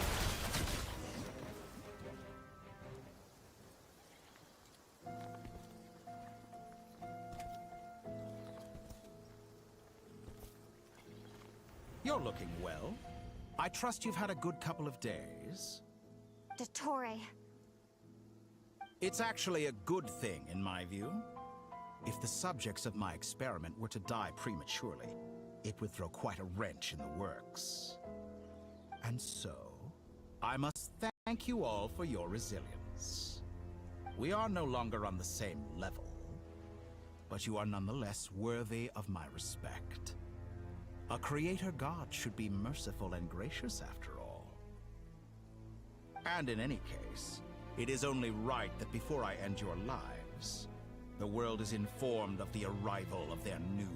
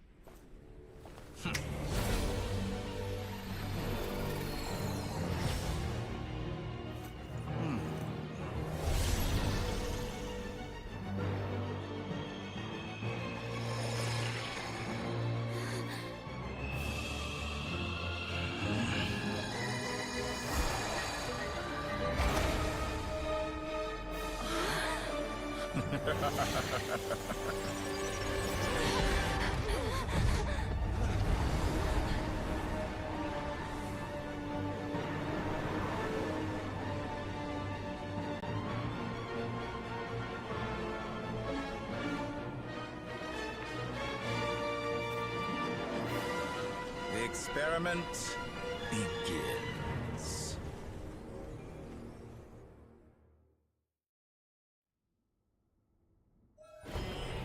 With the marrow of the three moons in my hand, behold the false moons fall!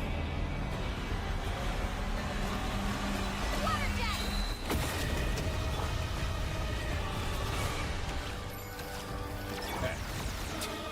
Keep your distance. Be silent. Pathetic. Observe. Nightfall. On your way! Can't hide the truth.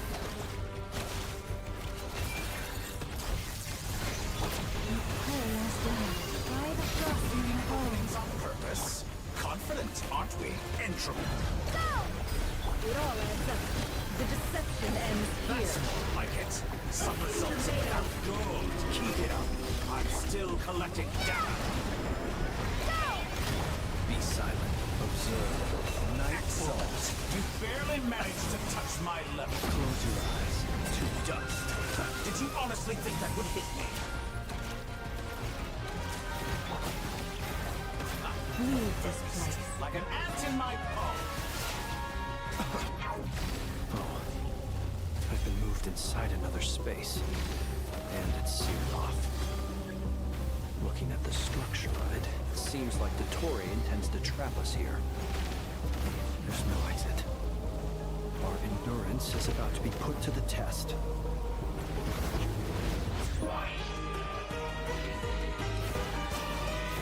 Moon's remnants fall.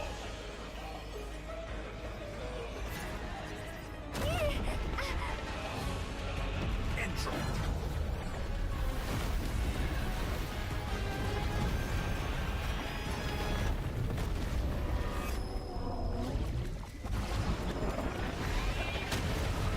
Stalling for the tower. Be shackled. Found. Best.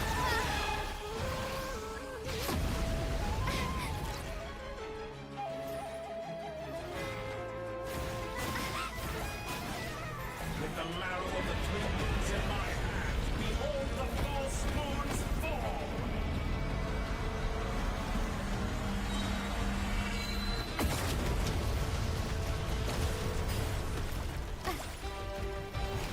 On your way! Go! Tell me, where will you try scurrying off to next? Looks like Dottore has opted for a divide and conquer strategy. But we will not allow him to triumph. Now, I shall pray for our victory.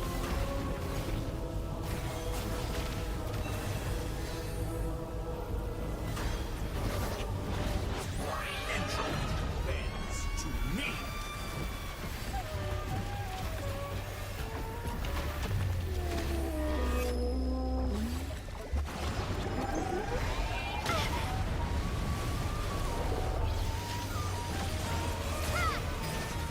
Can't hide the truth.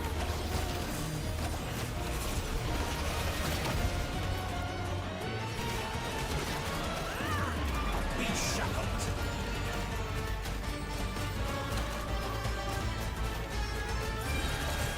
Moon's remnants fall!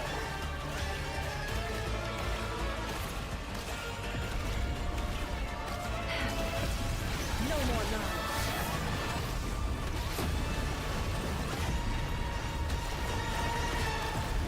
It all adds up. Entropy bends to me!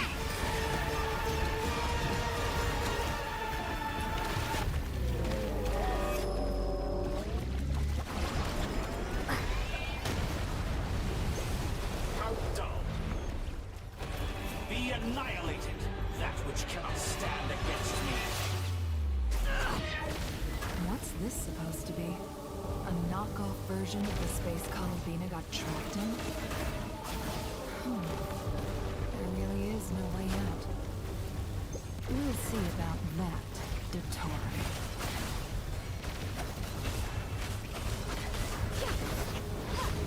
Pathetic. My apologies. I had not intended to take your teammates from you. But you have a choice. Obey and I can... excellent deal if you ask me. Won't you consider it? Entropy bends to me!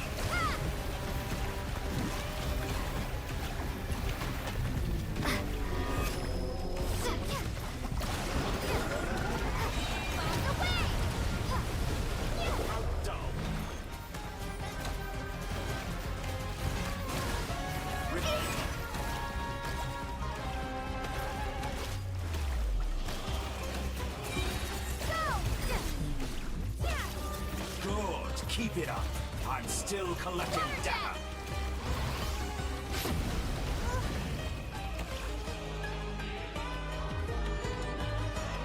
I'm aware you've been working on some little tricks to surprise me with, but it appears that none of them have come to fruition. My guess would be that you're trying to bring Columbina back. But then, where is Sandrone? I always found their friendship to be a curious phenomenon. Two highly incongruent personalities, and yet they share a deep connection. Speaking of Columbina, I once saw her as like a younger sister. We got along quite amicably while she was with the Fatui. But then one day she suddenly decided she would refuse to take part in any further experiments. To this, it's such a pity. I could have had a sister, a family. But alas, she grew to dislike me. You're not fit to be family to her. That I can't deny. So many people, all obsessed with playing out the same tired old dramas. And then there's you. You had every opportunity to reach the right conclusion. The thought of killing you off like this? But I maintain that I approached you in good faith, so I will offer you another chance. Will you work with me? You have until I count to 10 to 1, 2, 3. Not in a million years. Huh?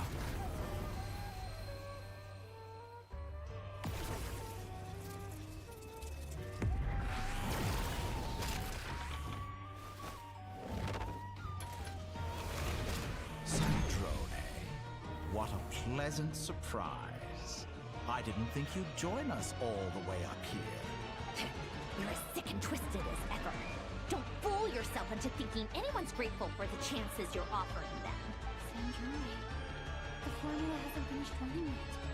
Funnily enough, I was just discussing a collaboration opportunity with the Traveler, and then I see you. Gone to waste? I said that everyone would get one chance. And you've used yours to march right back into the lion's den. And what makes you think I believe a word that comes out of your... I was planning on disposing of your little formula after wrapping up more urgent business here. Since you've taken the trouble of serving it to me on a silver platter...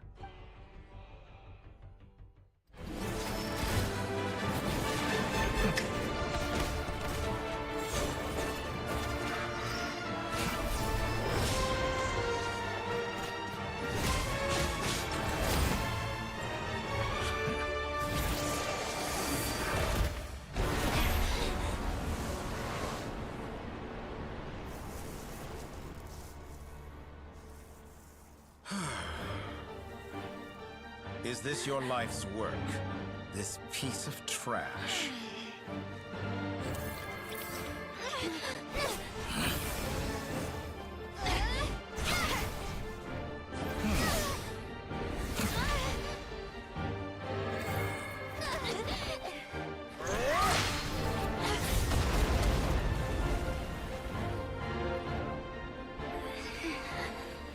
Your formula runs too slowly, Sandrone.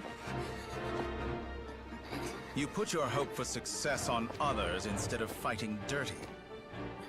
That is why you have failed. Now, whom should I slay first? Any volunteers? No one? How nice of you to leave the decision to me.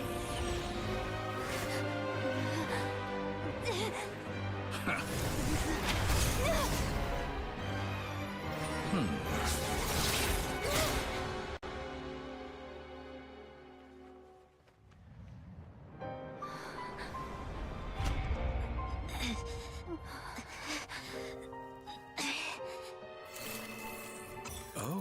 how unexpected.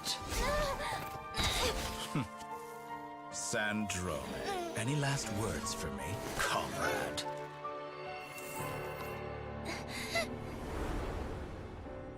Is there anything you wish for? Not really. But I've always known what I don't want. Go to hell, Dottore.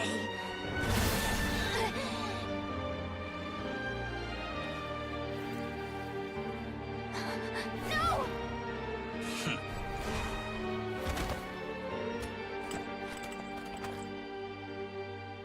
And now, you have failed.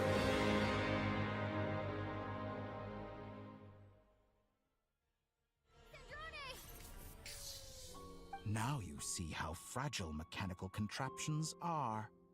Just a gentle tap, and they fall to pieces. However keen of an inventor Sandrone may have been, her death spells the end of the formula that was running inside her body. Of course, I have to commend her for making it this far. As her colleague, I have to admire her stubborn tenacity.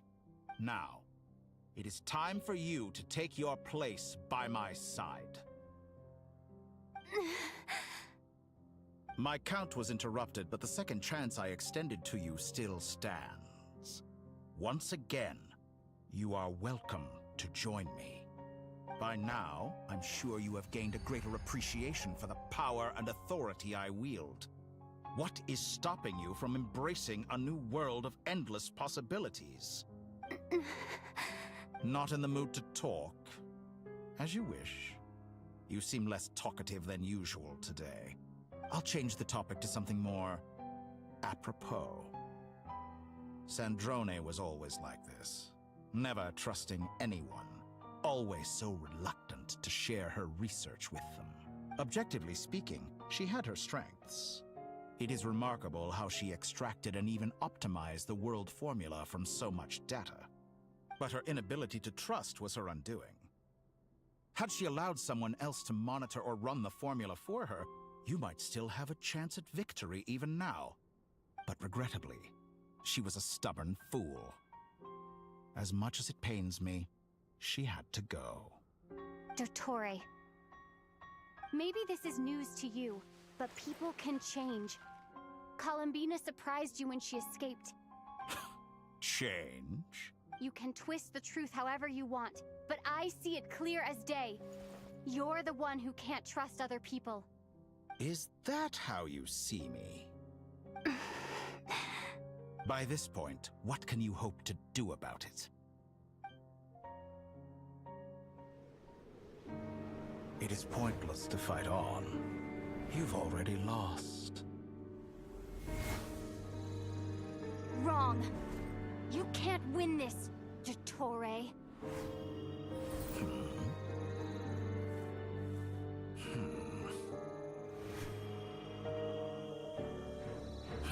What?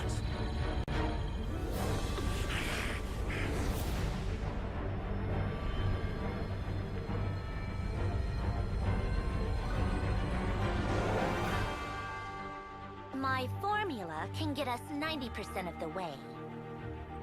It will connect you to Columbina. Then, I will bring the formula's output to the Traveler's side.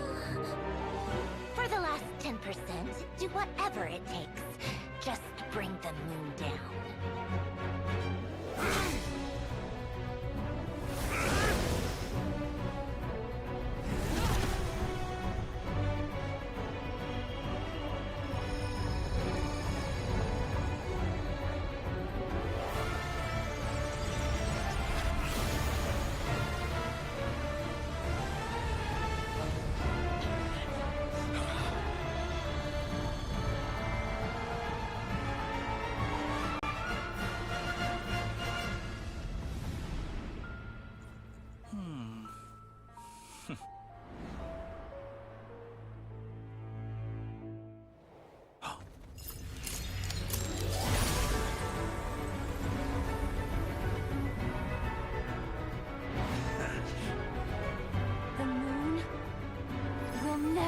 yours.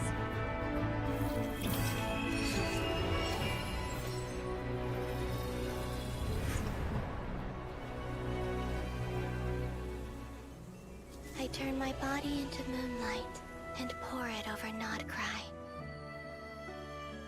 My soul I leave here to inform my future friends.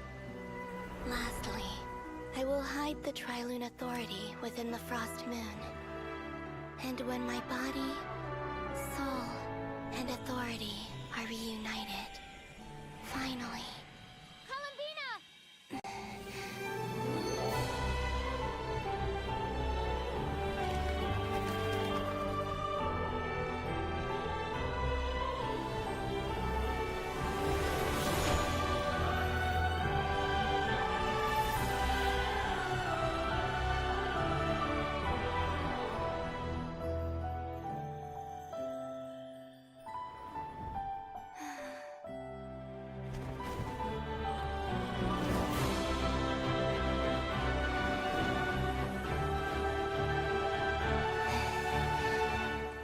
It's been too long. I'm back.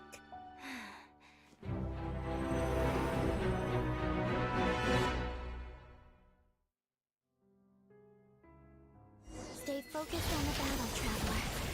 What a touching reunion. Though I personally find myself repulsed by the sight of weaklings huddled together for war.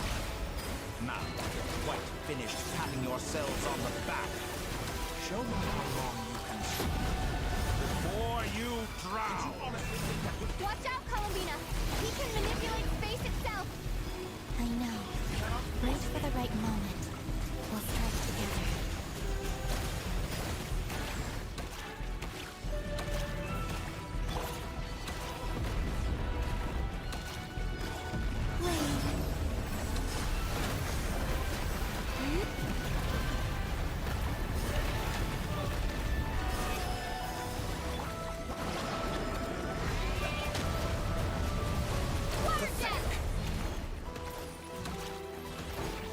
That's more like it.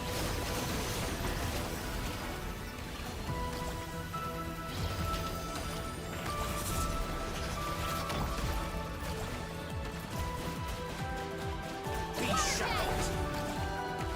Found. There.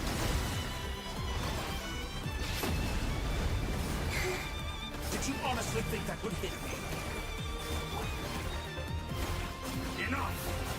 The first, like an ant in my palm.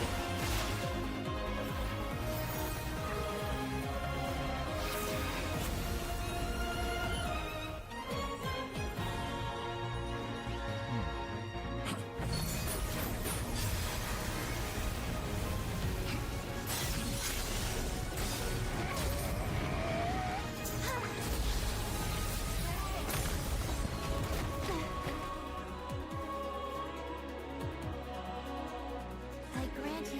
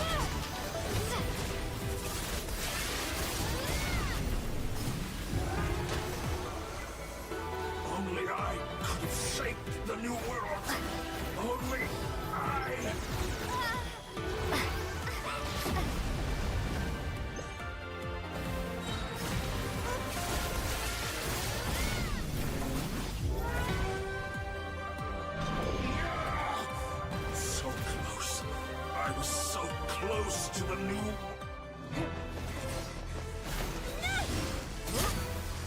Willfully blind.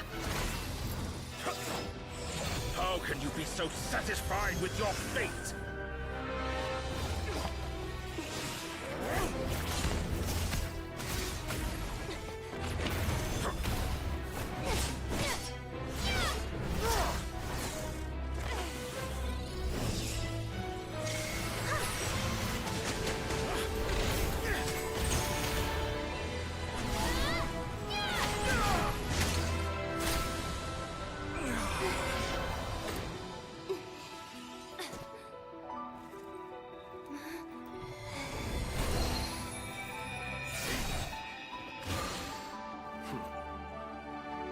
This battle was never about fate. It's about friends, family, and the home you stole from them. So dull. Only the weak rely on each other for comfort. You shall see. Once I transcend fate, you will be nothing but fodder for my grand experiment! That will never happen.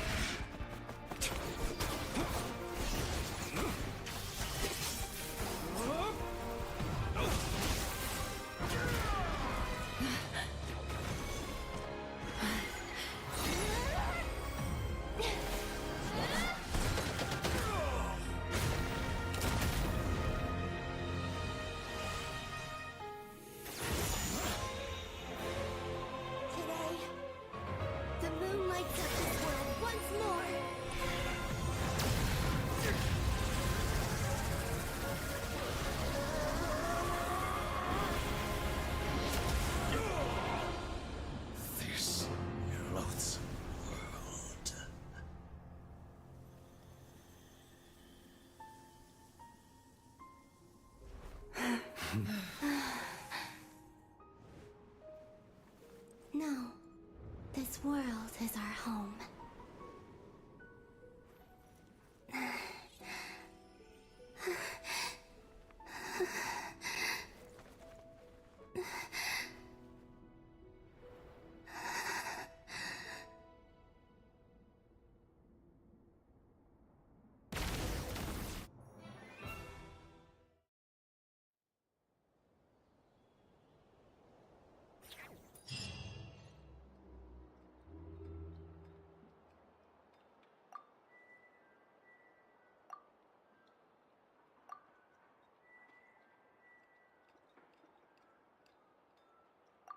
No, you're doing it wrong.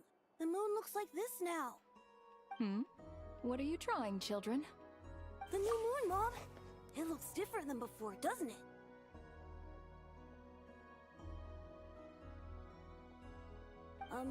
Also... Can I go buy a sugar sculpture today? Please? Just one? All right.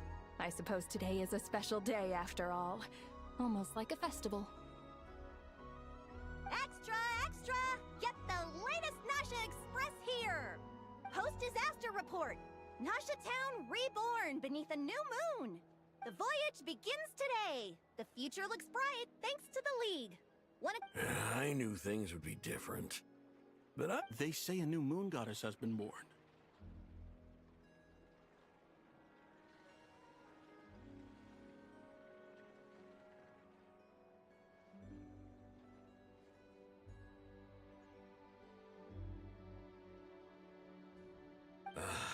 A new moon goddess? Who's saying that? The Frost Moon Scions?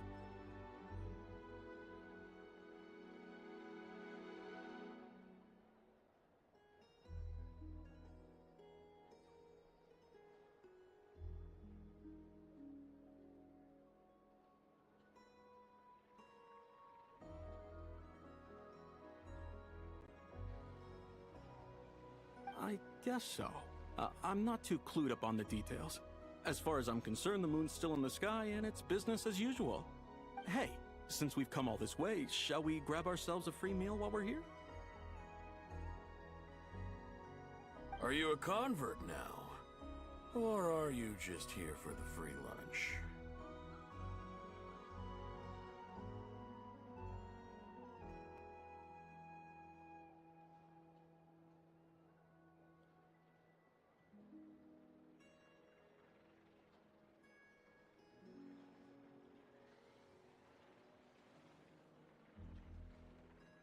Oh, come on, what does it matter?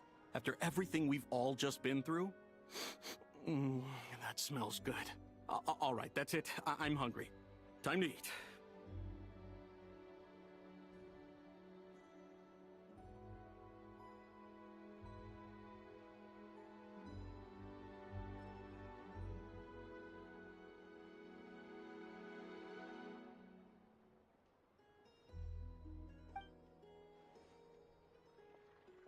Come on!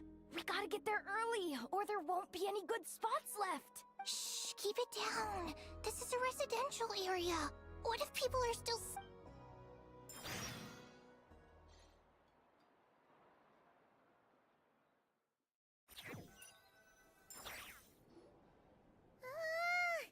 Why is it so noisy? It's okay. Hi, Mom. What about you? Did it still winding down from everything that's happened?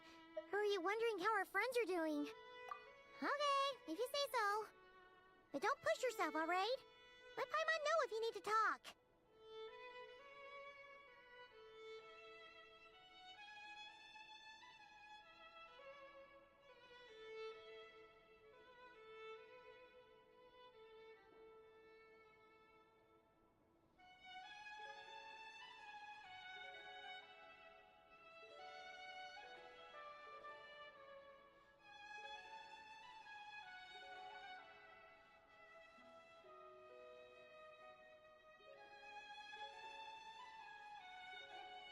What we just went through was a lot.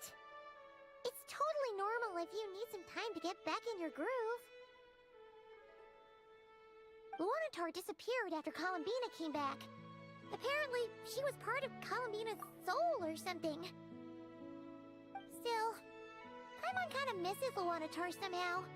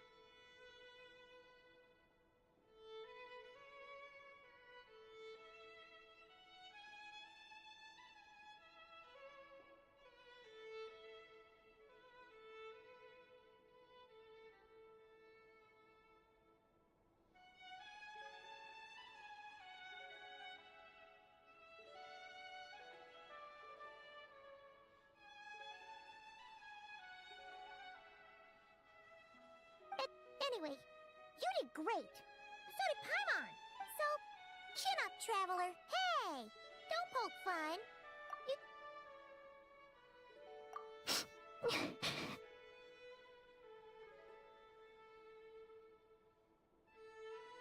Paimon didn't think you'd mention it. You have no idea how anxious Paimon was. She was worried sick about you. Well, if you really want to show Paimon you're sorry, you're gonna need some...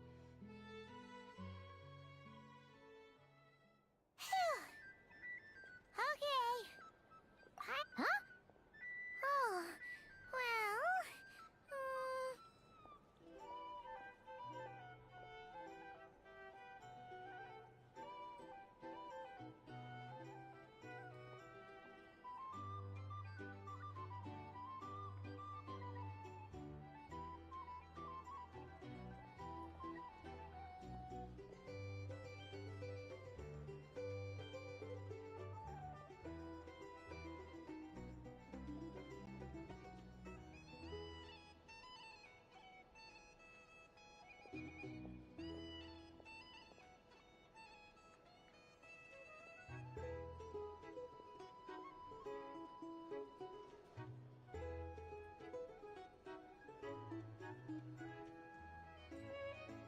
Hey there, Traveler and Paimon!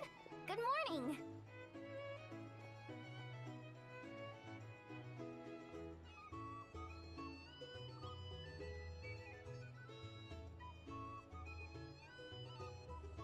Morning, Yehuda! Here for some— Oh, I've already eaten. Just need some water. I was mostly worried you Careful there, Paimon. Too much food will make you drowsy. Don't— You should probably be saying that to Aino. True. You know, I'm surprised. Well, nothing like a region-wide calamity to bring people together. After that... Try telling Boss Neff that. She's not exactly convinced that people are gonna get with the program.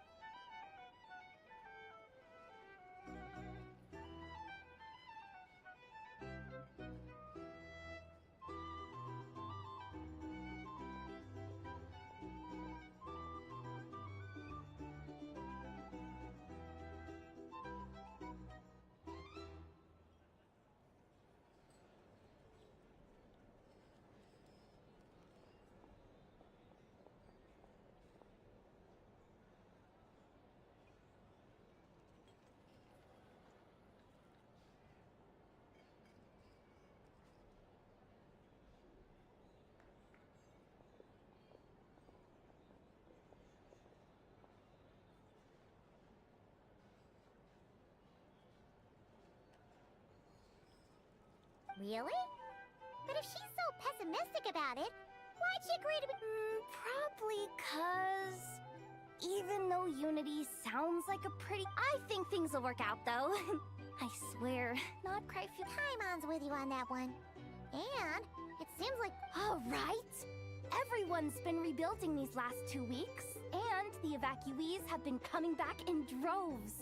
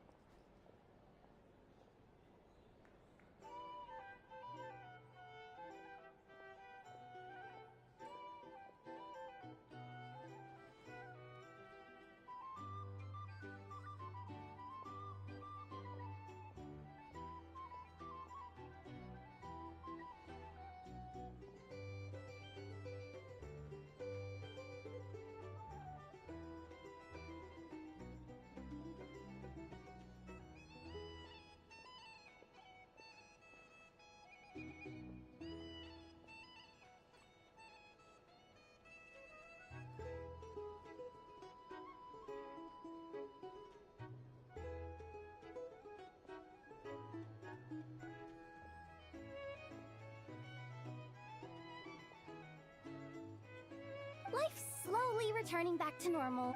Were you about to head out? Yeah! We were gonna take a stroll around. Sounds good. See you later then.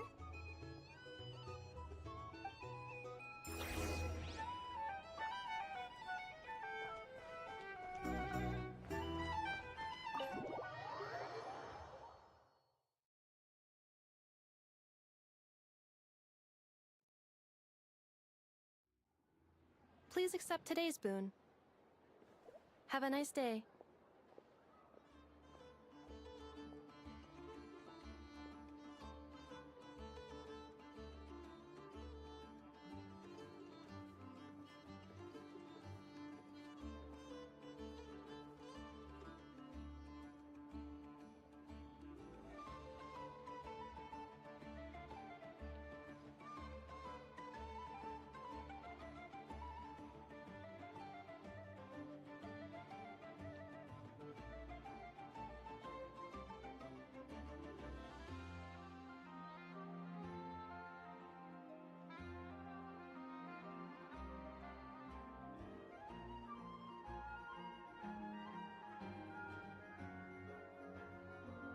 Are Paimon's eyes deceiving her? Or is that Inefa handing out food for the Frost Moon Scions?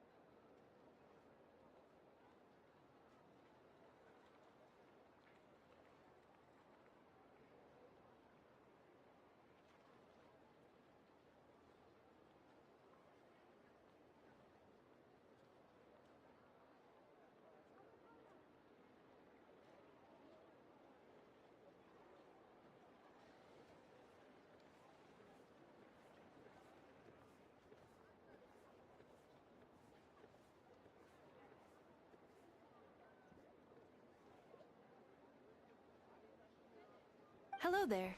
Would you like a Feast of the Moon? Oh, So, what's new, Anefa? It was only a few days ago when we last saw you, but it looks like you've joined the Frost Moon Scions in that time. And I know too?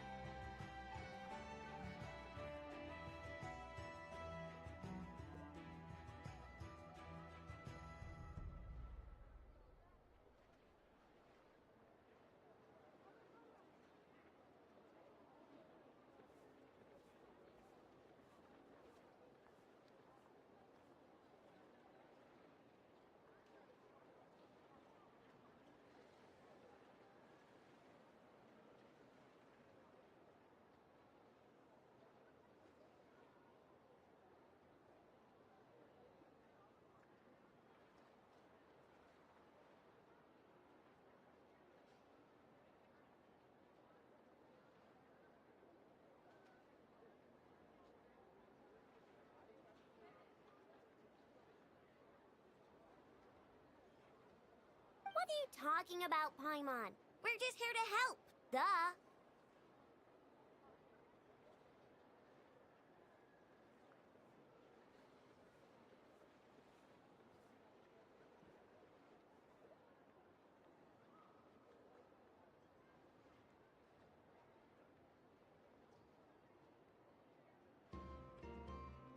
In the wake of the disaster, it's all hands on deck. We responded to Lama's request for support.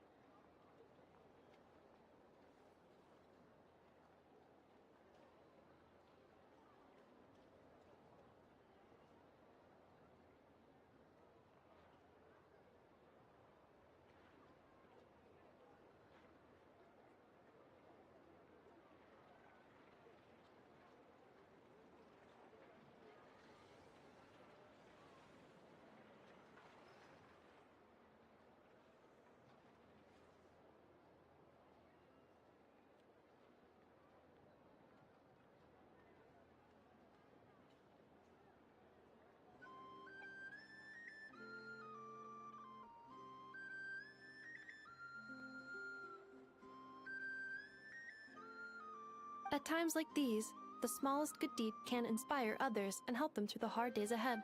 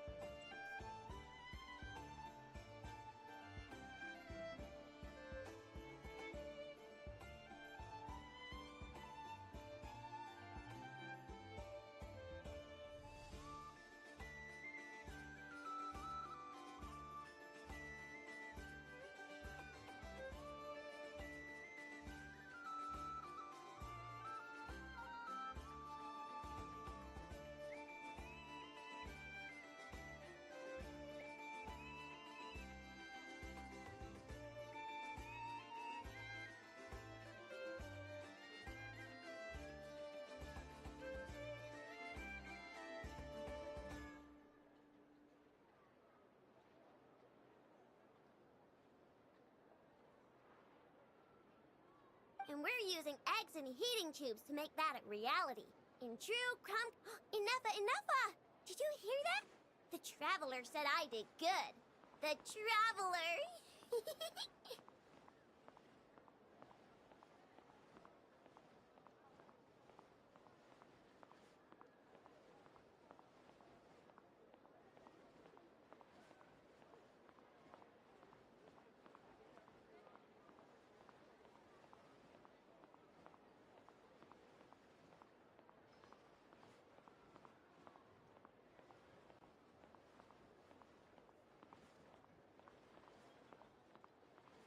That's because it's true, I know.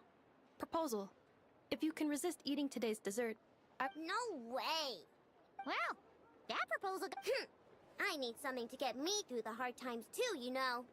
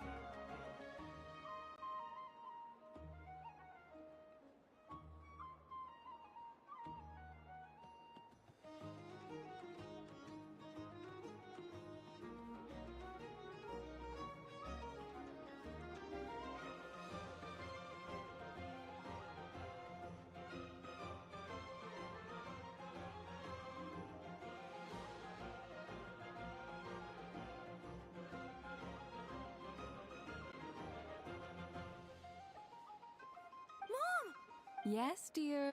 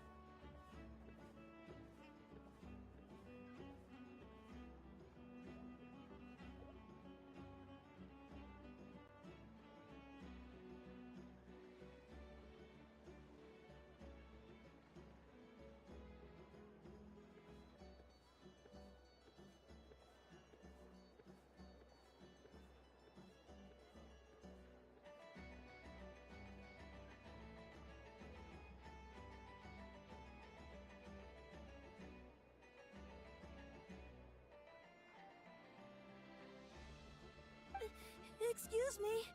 Could I take a... She helped us get safely out of Notcry, and she helped us get back home, too. Of course she is. And since I'm the... But you stole my snacks, though. Oops.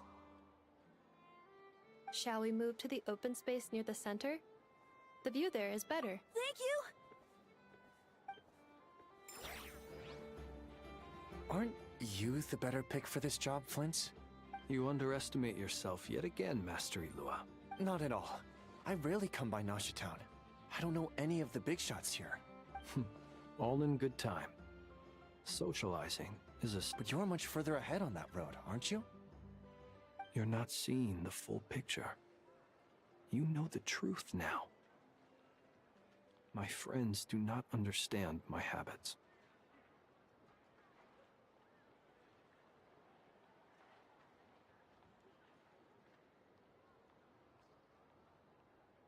There is no question about it. The Lightkeepers need a representative in the League. Someone who is upright. You say it like you wouldn't make the cut. I am most flattered that you think I would. Sigh a little less, Master Ilua, and have more faith in yourself. All the Lightkeepers agree that you're a very promising young man. That is precisely why Starshina and Nikita felt safe delegating such important work. I'm sure we all also agree that we would sooner die of dehydration than manage to wrangle anything out of you in a discussion. My apologies. I am not in the habit of bringing water with me when I go out. Whatever. I'll take the job. By the way, who else is part of this?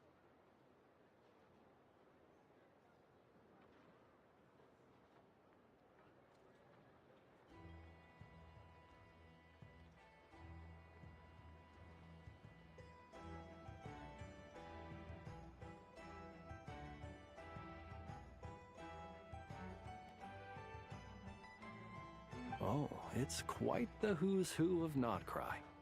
There's the Moon Chanter of the Frostmoon Scions, the boss of the Curatorium of Secrets, a representative of the Voynich Guild, and even someone from the adorable Chromkake craft shop.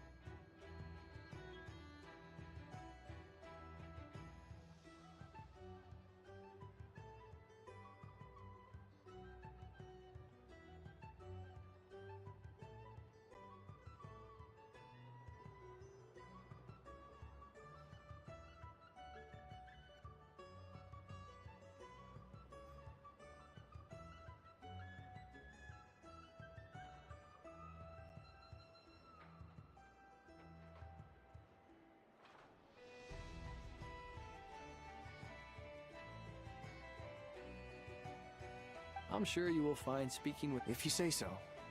I've never done this work before, but I'll do it. An admirable attitude to take. We have the chance to band together and build our shared homeland into an Elysium. Yeah. Quite a few familiar faces have arrived.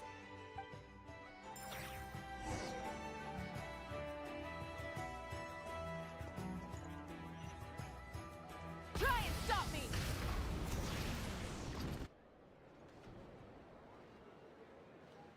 Wow! Everyone's here! You seem well rested. I know no one's asked, but I'm sure you all want to know, so let me just say, we're doing great. Thanks. Well, great, but not perfect. Starting to lose my mind from boredom. Can't drink a drop of alcohol while I'm waiting for my... I'm sure you had a sneaky swig or two. Wait, how'd you find out? I'm sure you must be missing Mondstadt after all these years away, Grandmaster. Yeah, you could say that again. Every time I get news from Mondstadt... Honestly, once things are wrapped up here... Hey, looks like someone's taking the stage. Can everyone see okay? Anyone need a boost? I'll just listen from the back. It's... You're taking this pretty serious. Well, it's not every day that I get the chance to see how people speak. Soak it up like a sponge. I'll make sure you get a chance to practice for yourself later down the line. Mr. Varka, are you forgetting that I'm not a Knight of Favonius? I can knight you. Any particular title you'd like? Is he joking? I really can't tell. You'll have to figure this one out for yourself. It'll be a good learning experience. It is my honor to host the opening ceremony for the League, and to have this opportunity to speak to you all in my capacity as Voynich Guild representative. Could this person also have been pushed onto the big stage by the real big shots? Guess I'm not the only one then. We come here today, having weathered the trials and hardships of yesterday, and having learned from them the importance... All right, here we go. Uh-oh, looks like Aino's off in dreamland already. Wait, boss is looking kinda drowsy too. Come on, get the speech over with already. Nodcry is our home, the land we rely on for survival. And as we chart a course for the future, may we persevere through the storms ahead as we sail towards a new era of prosperity.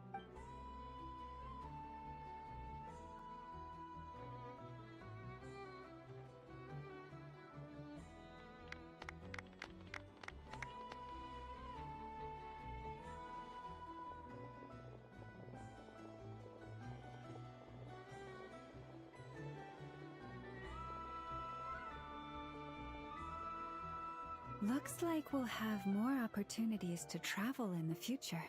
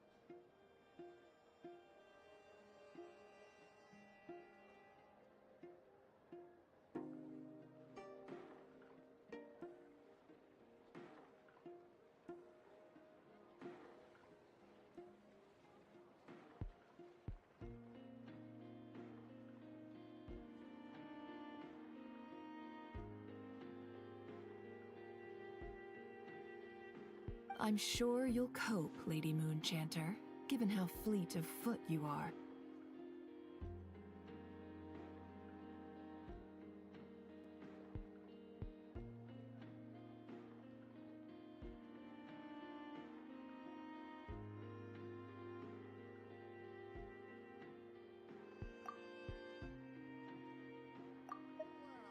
It almost goes without Unfortunately, I suspect I'll be too busy at the curatorium. It'll be all right. I'll just check your schedule with Yehuda well in advance. And if she's not available, I can simply ask Ashru. You... So giving my employees extra workload isn't enough for you? You're really going to drag my cat into this too?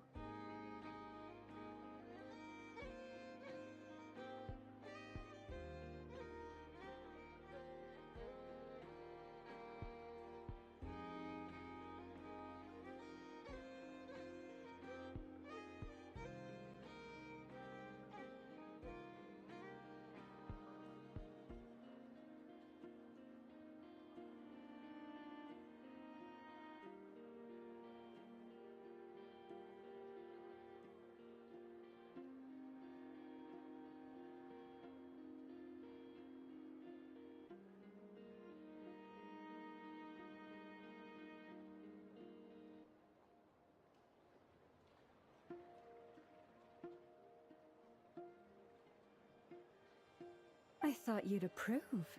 Aren't you forever increasing your... That's a bold statement.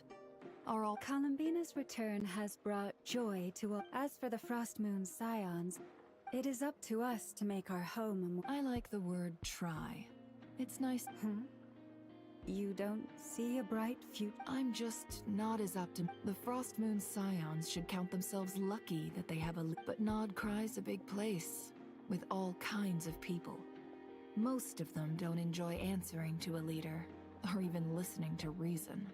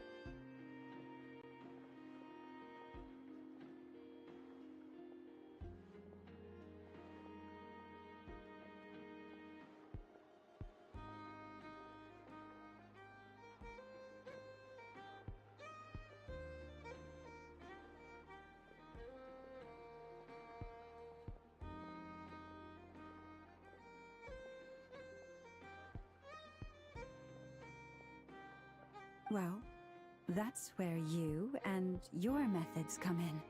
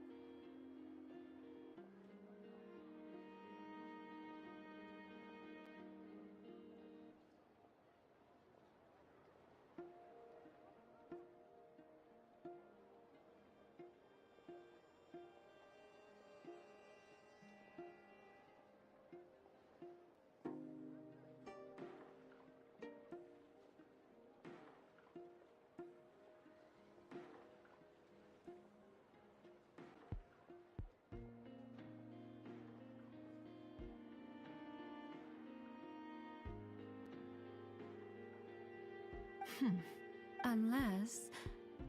For now, yes. And that won't change until this venture becomes worth my while. What would make it worth your while? Getting out more than I put in. Then maybe it's worth it. All right, you can stop now.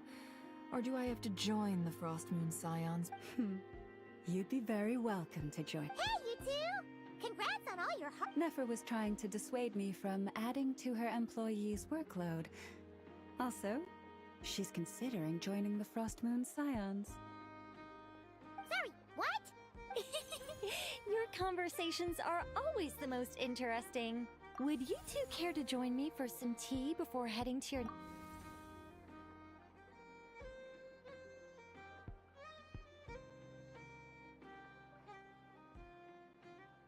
Nicole?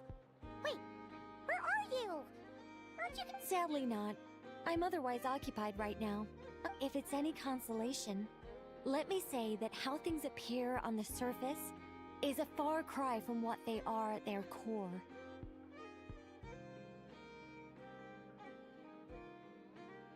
Perhaps you'll feel better if you focus on the— okay? Has something— No, or not yet, anyway. Well, that's not ominous at all. Not for the time. Just think of this as a general check-in to make sure this communication system is still running smooth. You could have just said so. Still, the best friendships are built through face-to-face interaction, you know? It's never gonna stop being weird having tea with you when you're not there and just— All right, fair point. I'll bear that in— Yeah.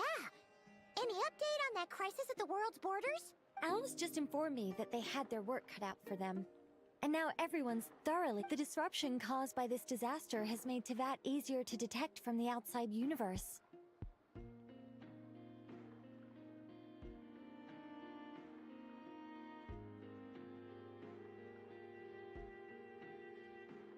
She plans to wait for things to stabilize, then reschedule. As for me, I agree with Hat Guy's perspective. This is a time when many new variables are emerging, and the situation is changing constantly. Plus, most of this change is for the worse. We have to remain vigilant and ensure that the embers of chaos are not rekindled. I did notice that the energy in Nodcry changed somewhat after the War of Funerary Flame, but since it was still aligned with the Light Realm, I never gave it a second thought. It looks like I'll have to examine the connections between phenomena I observe, just doing my duty. It's more or less second nature by now. Of course. To give you the full picture, I'd have to start with the substance from which angels were formed. Never mind. Paimon's right. Showing off my knowledge would be much more satisfying in person. By the way, you did receive the gifts from the Hexen Circle, yes? I'm not trying to claim credit or anything, but my pride demands that I at least mention it. They're quite similar to the protective talisman that Alice gave Dory, but with some very special enhancements. Oh! So that's what kept our friends safe when Dotori trapped them. Indeed. We went to great lengths to make sure they were invisible to his eyes.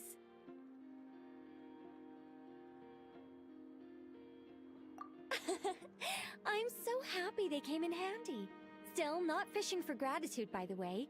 I just want you to be aware that sometimes your friends may be protecting you in ways you cannot perceive. Anyway, I'll contact you if anything else crops up. If not, you know what they say. Oh, my angelic instincts are tingling. You should head to the docks next. Your friends are about to board their ship home.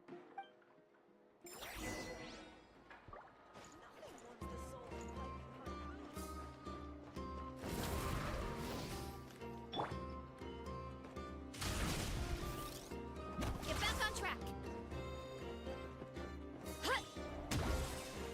Let's go.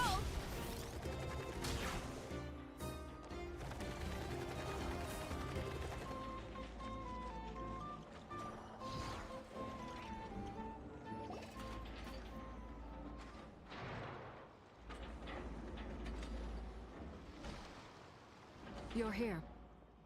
You're here too, Hat Guy. No, I'm bound for Sumeru, and she for Fontaine. We just happened to cross paths at the harbor. Everything seems fine. Sandrone may have an abominable temper, but she's always been very responsible with important calculations. You always speak as if you know us inside out, Mr. Hat Guy. Maybe I'm just a good judge of character. I certainly hope that's all there is to. Regardless, you have been a significant help in this matter. For that, you have my gratitude. I didn't do anything special. Sandrone's the one who completed a seemingly impossible formula and turned the tide of the entire battle, even giving her life in the process. She's the one we should be thanking. Even we were unaware that Sandrone had hidden the real formula inside Polonia's body. She managed to fool Dottore into thinking the formula was running in her system by installing an identical-looking decoy within her. She probably realized that she didn't have the strength to stop Dottore. But this way, she could at least get him to lower his guard. Well, that's why I'm traveling to Fontaine. She made a request of me long ago, and the time has come to fulfill it. She said that should she ever fail in a mission, she'd like me to deliver her core and Polonia's to the Fontaine Research Institute. She also mentioned that she had made arrangements for people there to set her affairs, and some of her personal effects, such as her notes, were left to me. I've decided to take them back to the House of the Hearth. However, there is one book among them that I'd like to leave in your care. I'll have someone deliver it to your residence at the flagship at a later date. No, I was specifically warned not to tell her. This is her last wish, and I will abide by it. I can only hope so, but none of us here can know for certain. I bade farewell to Columbina earlier today. As promised, she turned the iridescent moon's marrow over. She spent a long time with Sandrone's body. Oh, is she alright? Sandrone's passing has left a great wound in all of our hearts. It will take time to heal, but Columbina surprised me. She offered me some words of comfort before. She never used to act like this. Clearly, she has grown. And I suspect that we have you to thank for much. After these recent events, the Tsaritsa has revoked the Pale Star Edict. Snezhnaya now realizes that the arrest warrant for Columbina was just a ploy by Dottore, who After the- She never used to act like this. Clearly, she has grown. After these recent events, the Tsaritsa... I shall return to Nodcry to see her as soon as I find the time. I hope that from now on, she too, Columbina Hyposelenia's journey is only... My ship is here. Traveler. What are you still bumming around for? I thought today was the day you'd agreed with her to go find out the truth about your sibling.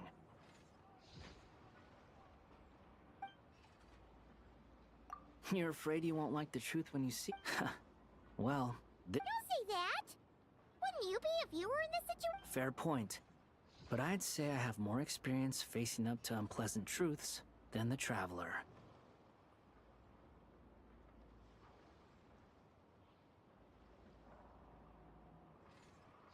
They say blood's thicker than water. I know how much you need your family back.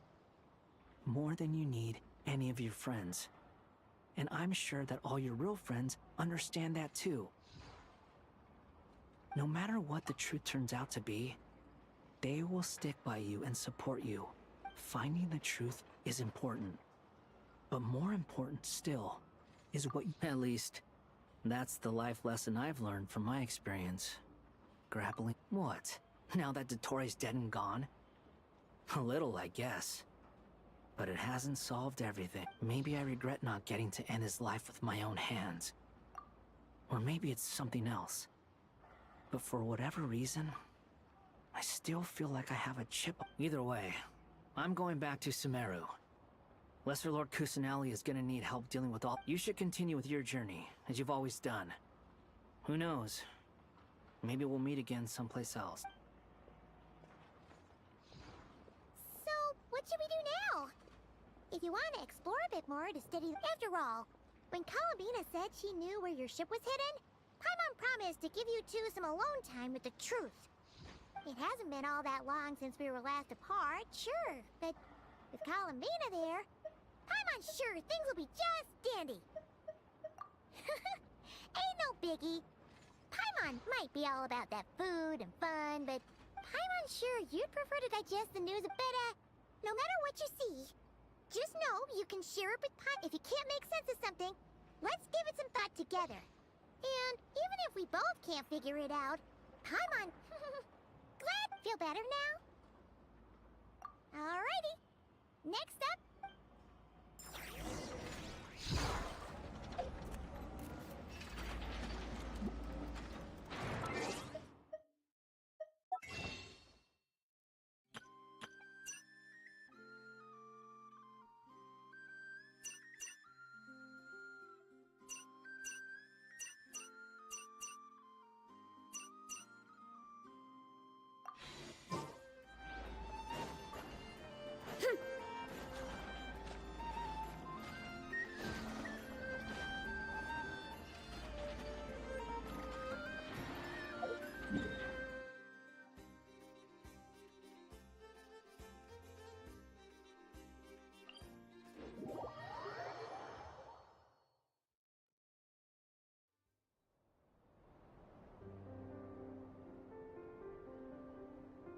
Columbina, we're here! Can't quite believe we're meeting out here. We've gotten used to walking over to Silvermoon Hall whenever we go see you. Well, you're still welcome to... It's just... Now that it's all over, I've decided to make some changes. The older generation are still timid around me. They don't dare get too close. And they bout, but things are much better with the children. I see more Hopefully, by the time the next Moon Prayer Night comes around, I can enjoy the festival with them as myself, without having to pretend that I'm only dressed up as the Moon Goddess.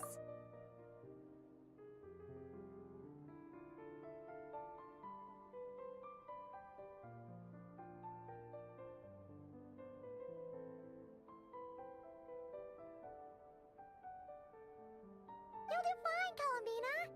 Paimon's sure they'll realize you're super nice once they get to know you better. You really think so? When we first met, you thought I was a little up in the clouds. We were just starting out then, come on! So Alma told you, huh? I'm only teasing. I know that I have you to thank for pulling me back down to solid ground. It feels good to finally stand firm on the earth where I was born. Oh, that's great!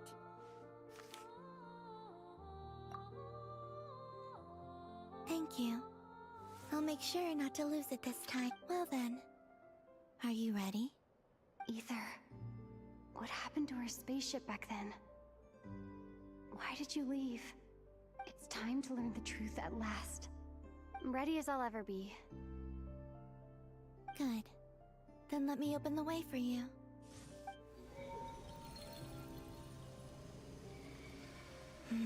Where does this lead?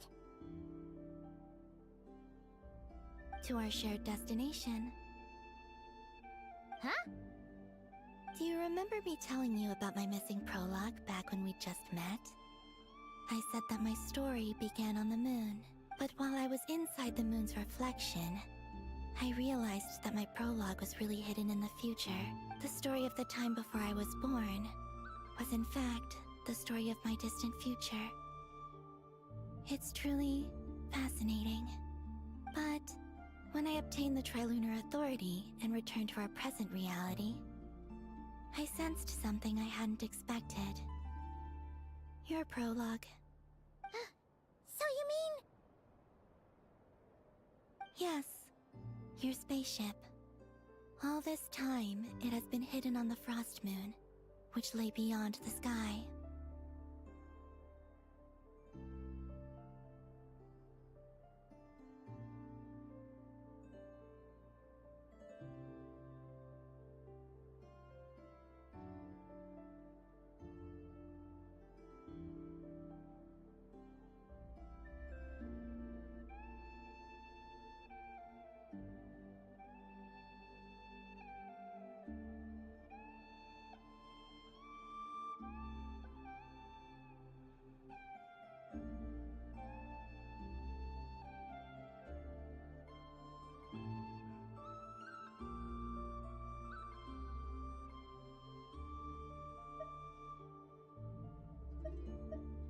The great ruler of the firmament.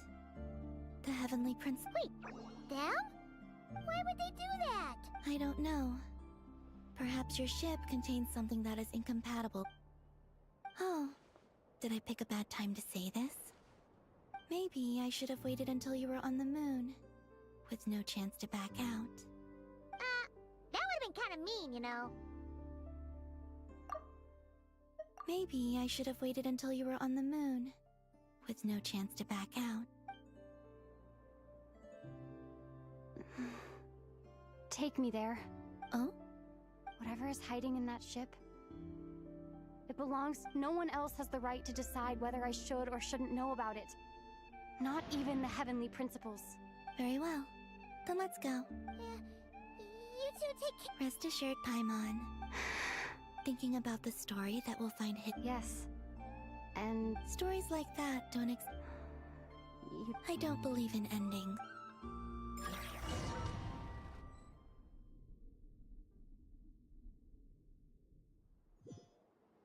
Where am I? This is the pathway I built between Teyvat and the Frost Moon. The moon is very far away from us, so it could be a long journey.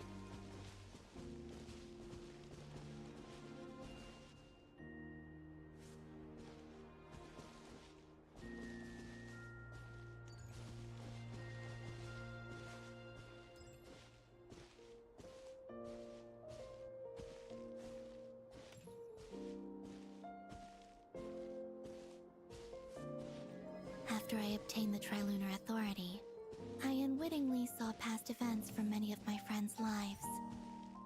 One was Lauma. She was so young when they chose her to be the Moon Chanter. From then on, the Frost Moon Scions looked to her to bring messages from their goddess. But, for better or worse, I had left Hisi Island before she was ever born.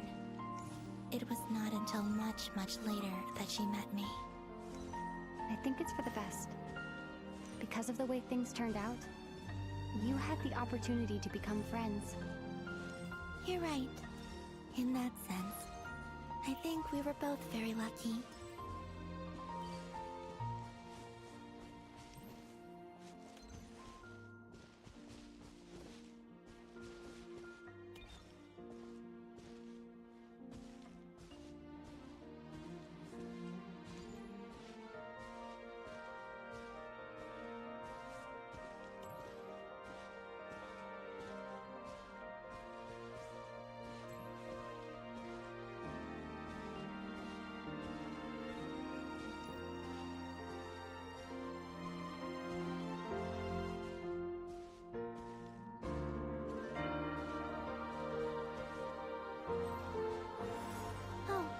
And about that mage, Nicole.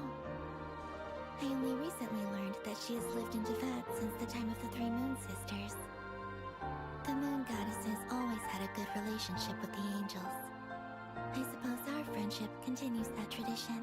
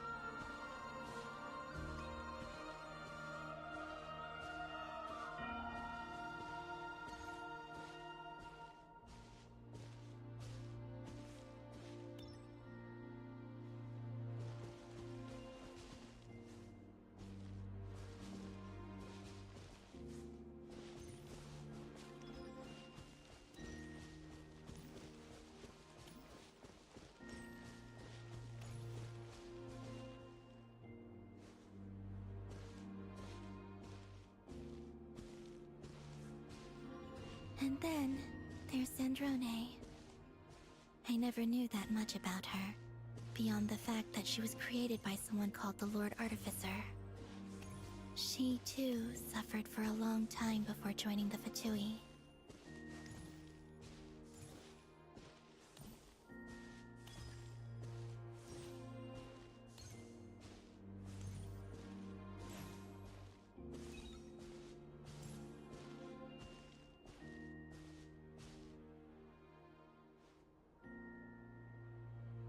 How I wish I could talk to her again. Even if only to hear her say nasty things to me.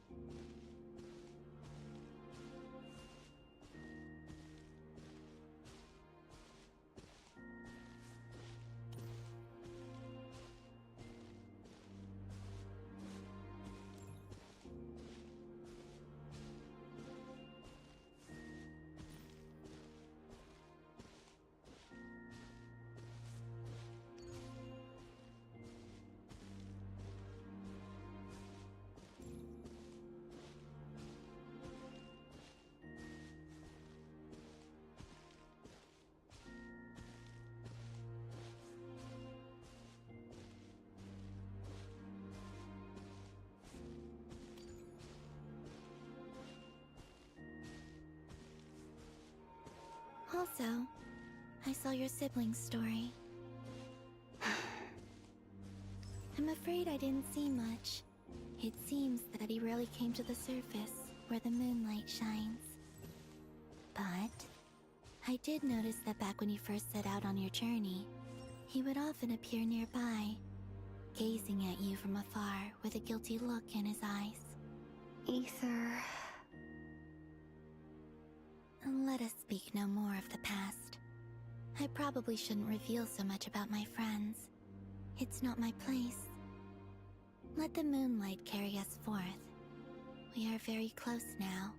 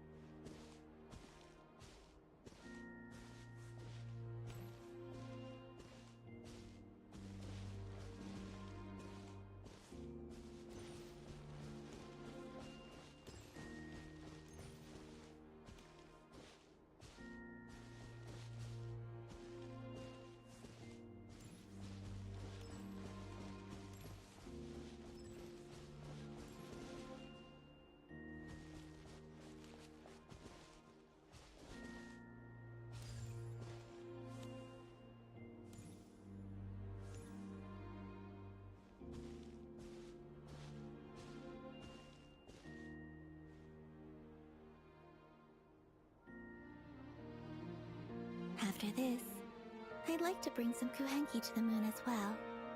If they're willing, of course. What about your other friends? Will you bring them to visit too? Certainly. But I'll need to tidy the place up first.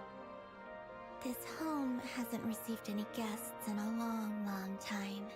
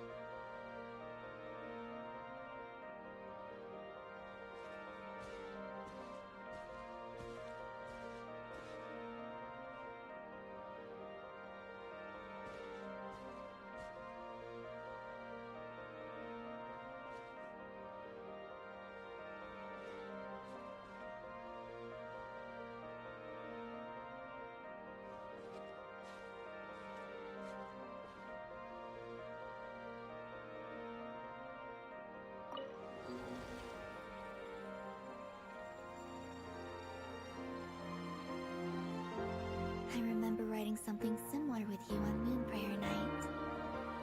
I believe it was called... Dodoko's Whirligig. Yes, that was it. You asked me if I was afraid to return to the moon, and I said that I was. The idea that I had gained something precious, only to lose it so quickly. That frightened me. But I'm not afraid anymore. Besides, this time, we're traveling together.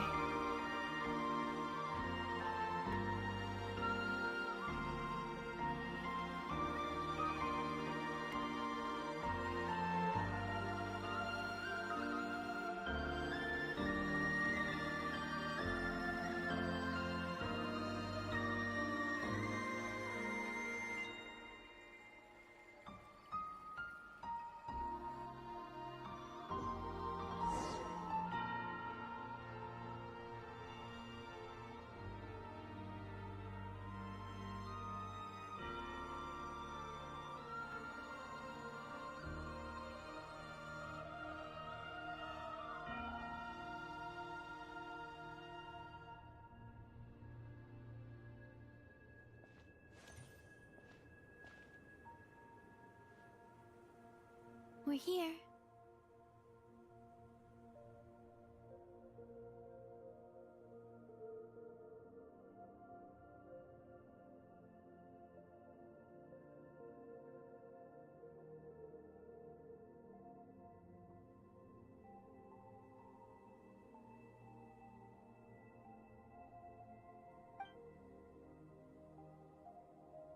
Over there.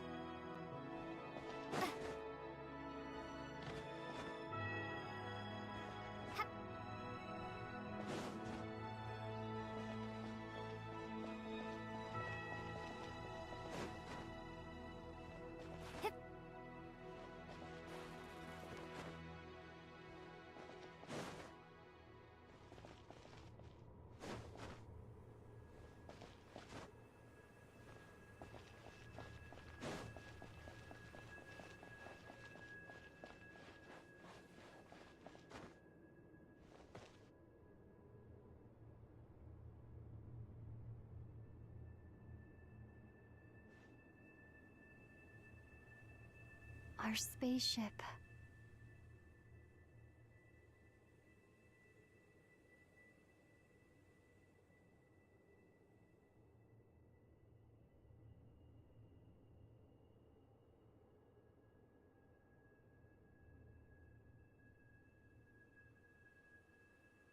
It's huge. I suppose that the moon is the only place one could hide it.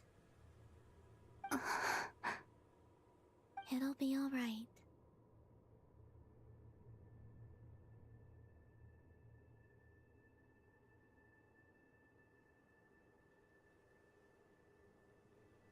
Huh?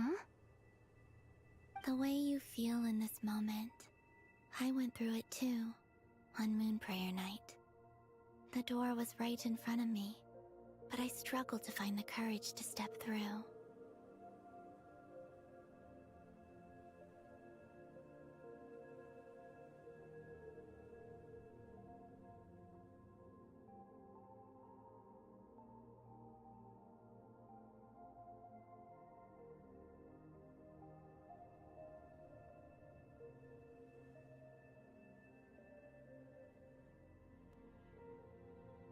Solitude for me once meant living a life in which even I was absent. But that night, solitude meant throwing away the life I had gained after meeting all of you. Columbina. Go. Retrieve the part of your life that was once lost. Trust me, you will lose nothing by doing so. Look, Tavad is right there. All of our friends are down there, waiting for us.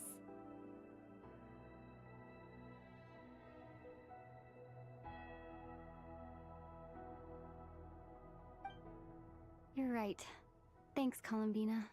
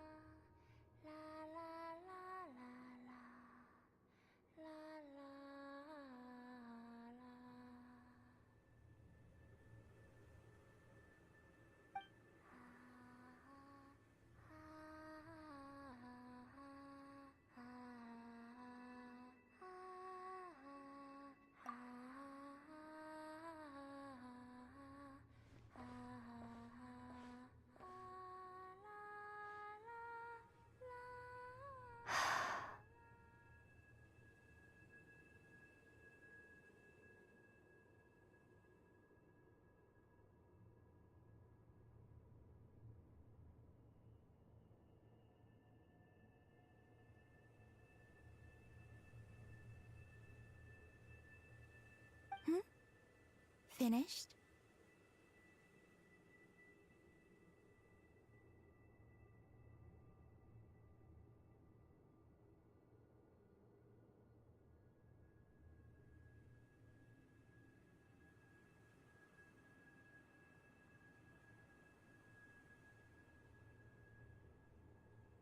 Yeah.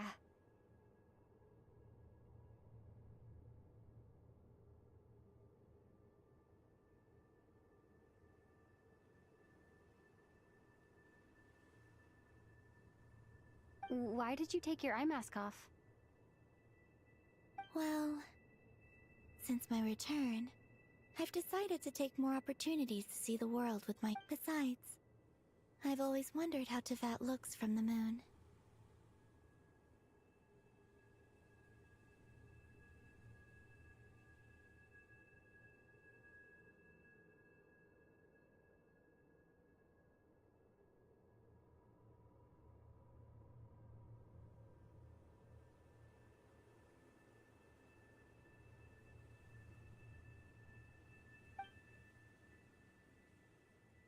And what do you think?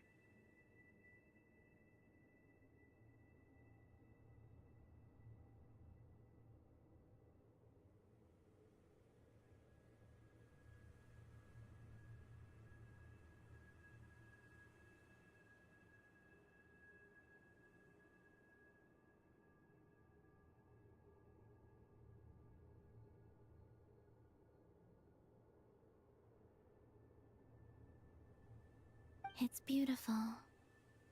I could spend a whole day here just gazing at it.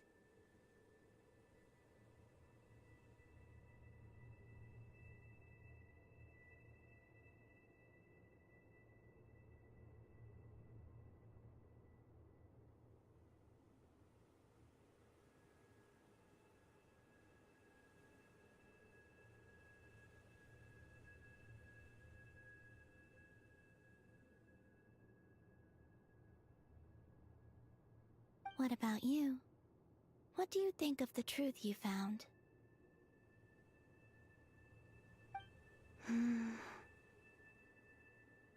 I haven't looked at another person's expression in a long time, but I think yours is saying it was neither good nor...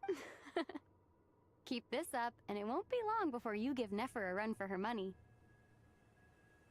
Oh, I don't think that's going to happen.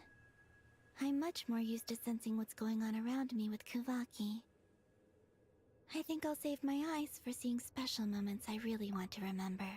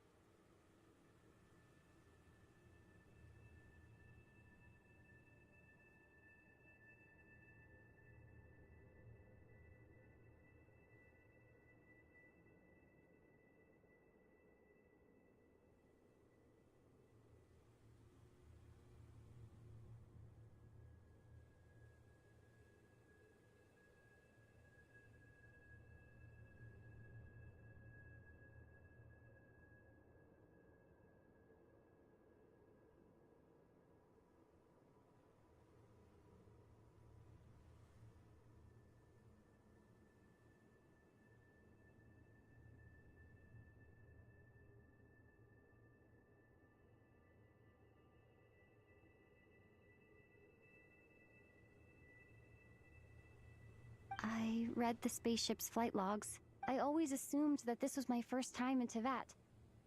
I thought that Ether and I must have been hibernating in space for centuries on end. But the logs show that our spaceship flew over the skies of Tevat once before. A long, long time ago.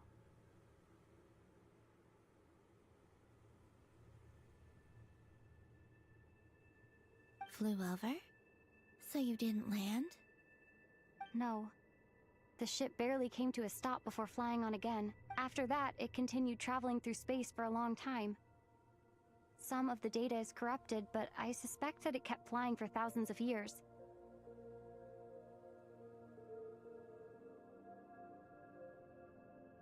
It was only after that that the ship made a forced landing in Nodcry. When Ether found me, could this mean that he left the ship long before I did? Maybe even during our first pass over Tevat? Are you alright? Yes. I can feel that the truth is coming together, one small piece at a time. I remember Ether telling me that when he first arrived in Conria, he could not recall the past. So this might be something that even he doesn't know. Here, I made some space for you. Your mind must be racing, and this seems like the perfect place to relax and— Oh, wait, there's one more thing. What is it? Wait here a moment.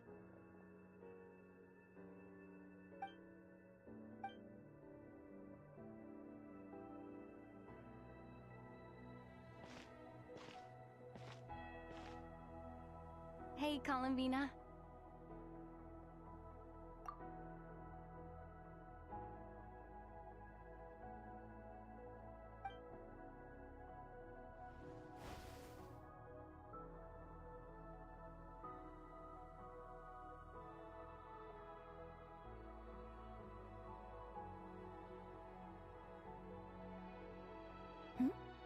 Is that a new outfit?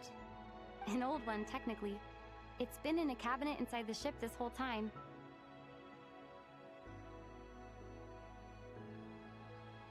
It's a matching pair with Ether's. He always liked this set more. Huh. I don't think there's a huge difference. Yes, it's still the same you. You're the same person, no matter what clothes you wear. Only Columbina would make an observation like that. Traveler, do you consider Tevat your home? Home is wherever Ether is. But then, after all the time I've spent here and everything I've been through, yes, I'd say it's my home. Would you change your answer if Tevat changed appearance? I mean, if the truth about Tevat turned out to be different than what you thought. I don't know. The truth is not what matters most to me about Tevat. When I was first born, I longed for a home.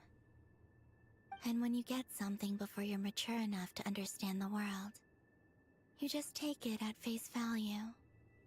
I thought that a home was a transaction. You give me what, but you and your friends taught me what a true home should look like. You never— That's because your friendship matters to us. It was worth it.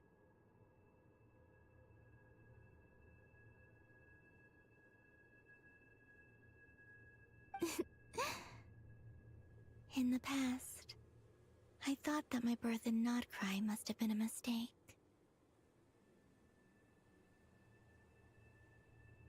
But after journeying to the distant past where the story began, I realized that it was I who chose. Now, I'm sure your friends are In fact, I intend to make the same choice today as I did back then. What do you mean? Well, I've given the Eternal Moon's Marrow to Lauma, and the Iridescent Moon's Marrow to Arlecchino.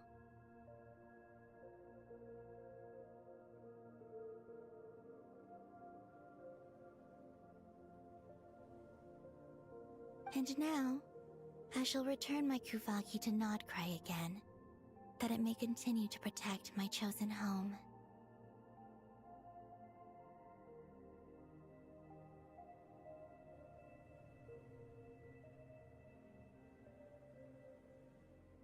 Wait, but what about your body?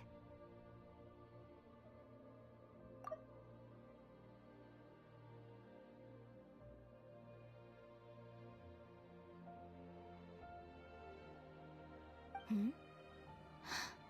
Oh, are you worried that I'll disappear again? I won't. Not this time. The Frost Moon has now entered the fall sky, and I am the Tri-Lune Goddess. I am only returning to not cry the part of me that it needs.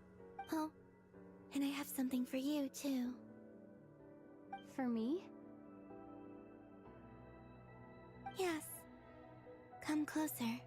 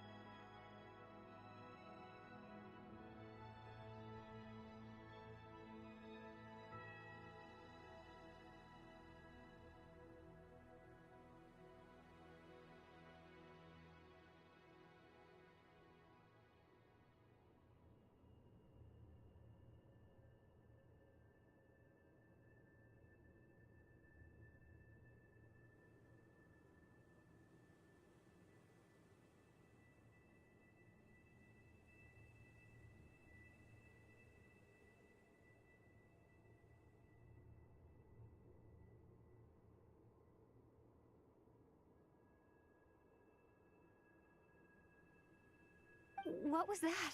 I lifted some of the restrictions this world placed on you. I trust this will help in your future adventures. My power. It feels like it's grown. I can use the elements more freely now. Thank you. This will be a great help.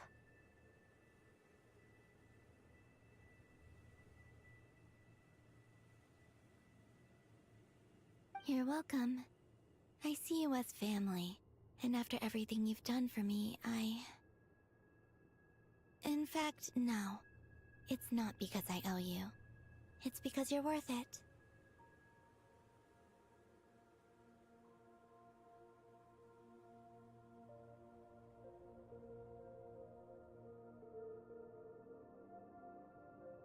Here.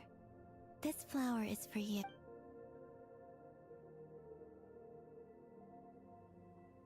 Hmm? Isn't this a moon prayer blossom?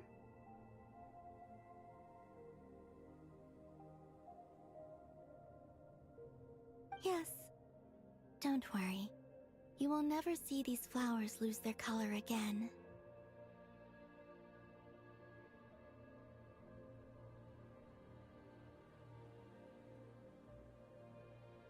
I'm finally discovering the joy of giving.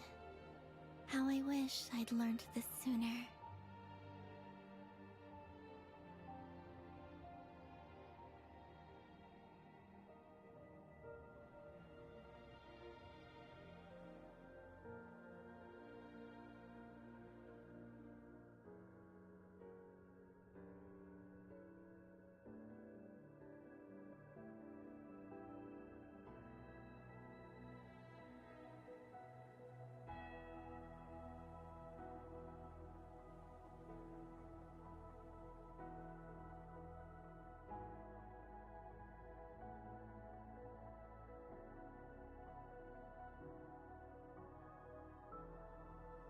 Hey, better late than never.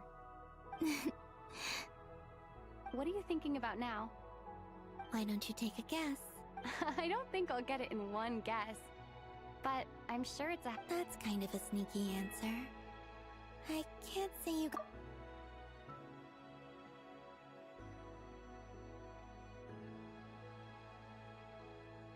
Down into that.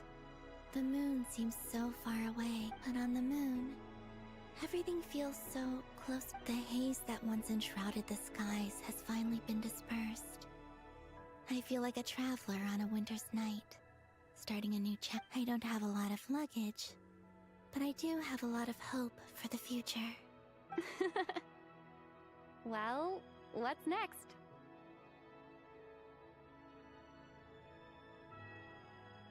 Next, to start with, I want to stay here just a little long. After that, let's return home and continue our journey.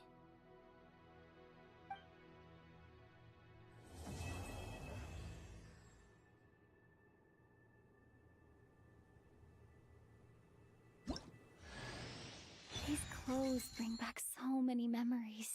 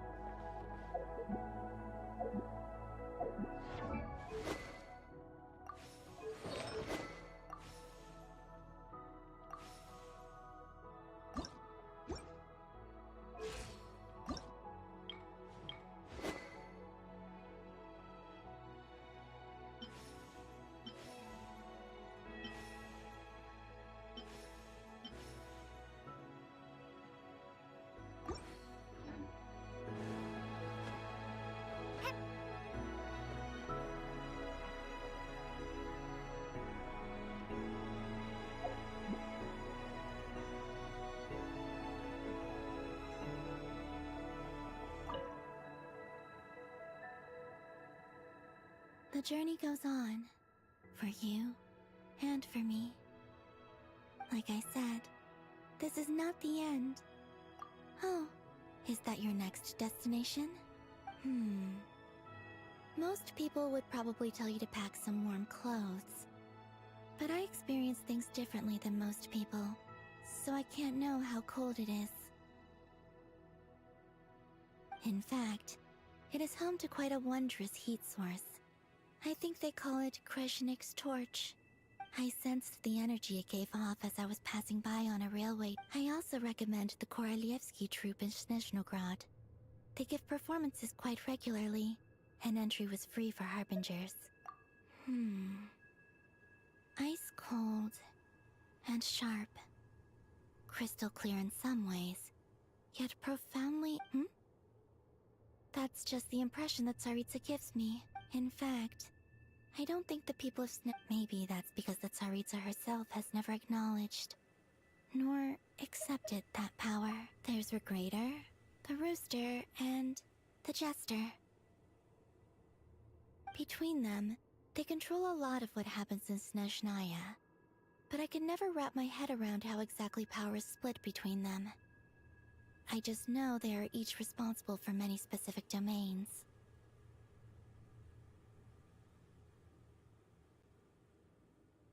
I noticed that the Rooster and Regrator often appear to get along on the surface, while working against each other in secret. And theirs is not a friend, but I wasn't particularly interested, so I tended to keep my distance. Once things settled down in Notcry, you've told me so many stories about the other places you've been to. It would also help me learn more about the journey that has made you into the person you are today. Okay. As you continue on your journey, don't forget to gaze up at the moon once in a while. It is, after all, it shall cast down its true moonlight, connecting us in truth.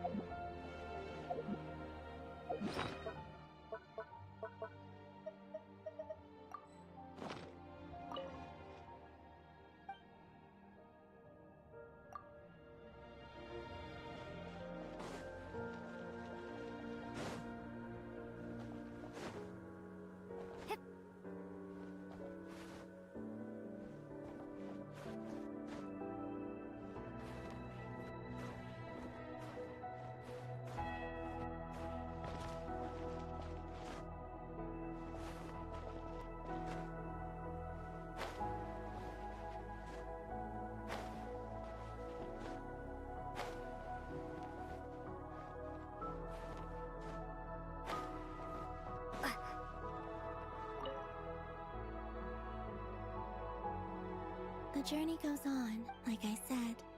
This is not the end. Okay. It shall cast down its...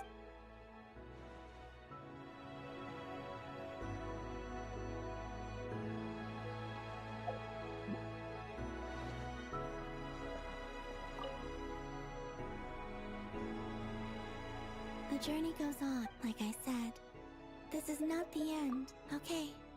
It shall cast...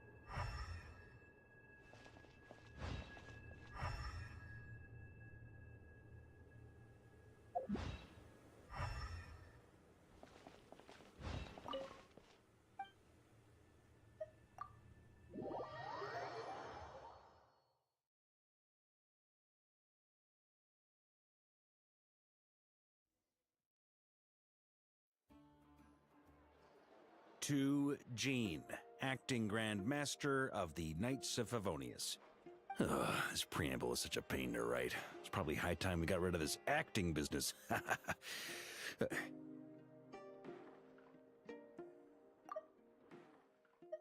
To Jean, acting Grand Master of the Knights. This preamble is such a pain to write. It's probably high time we got rid of this acting business. I trust that Dern has updated you all on recent events. Hope we didn't worry you too much.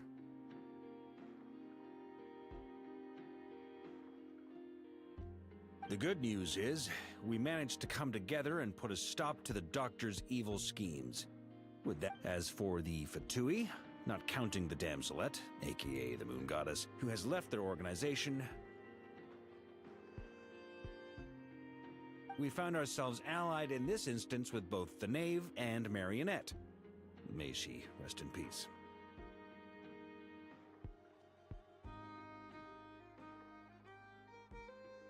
As ever, we find ourselves better off for making friends rather than enemies. But until we can ascertain the Tsaritsa's true intentions, the future remains uncertain.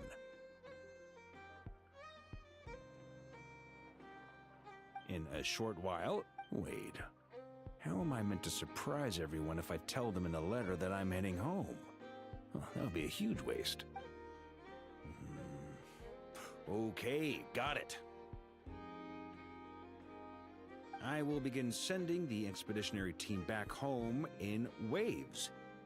I hope they won't gloss over the details of my many heroic deeds, but if they do, I'm sure it'll be because I think of Mondstadt daily. Please give everyone my best. P.S. The honorary knight went above and beyond this time. Are there any other honors we can give her? I'll leave it with you. P.P.S. Please be extra nice to Klee for the foreseeable future. I cashed in on the last favor that the Hexen Circle owed us, so we need to earn some more goodwill. If there's any serious problems, feel free to stick me in solitary confinement when I get back. I'll do... Whew. And that, as they say, is all she wrote. And with the moon shining down brighter than ever,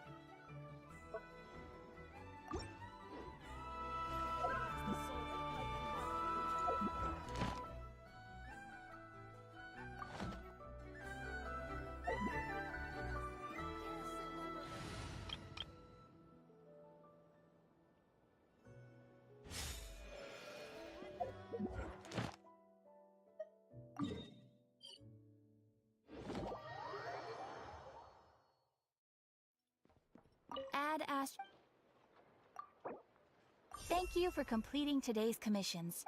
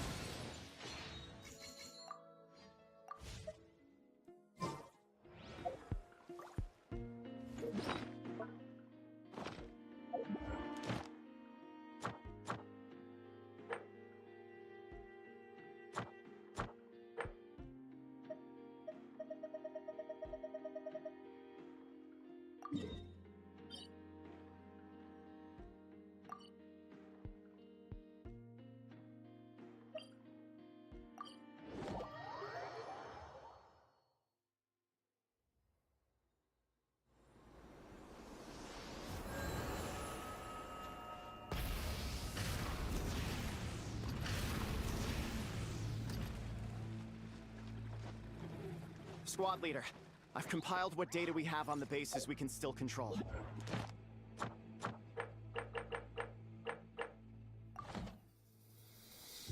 Got it. Thanks, Roland.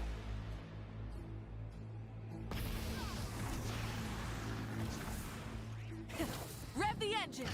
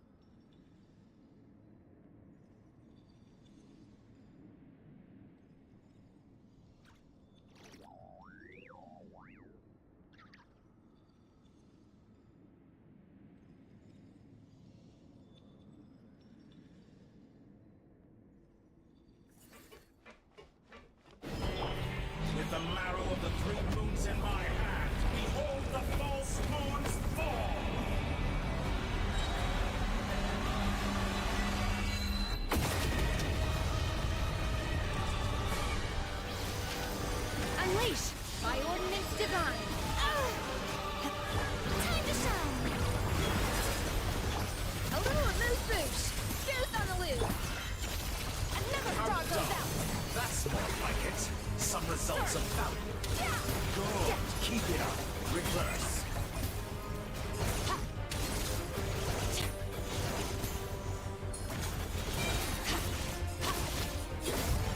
Manifest! Cryo incarnate! Strike a pose! Let the world come alive!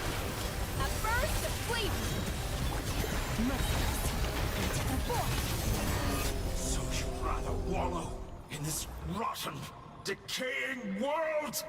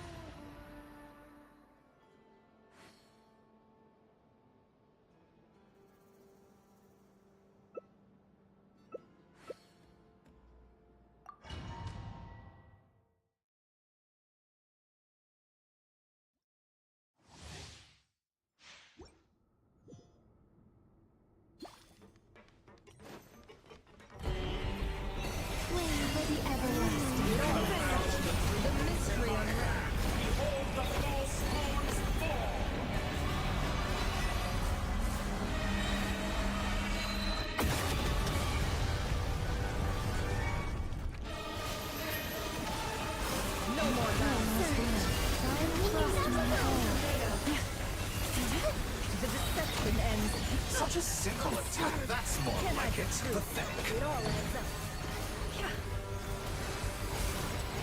Branches fall for the everlasting forest.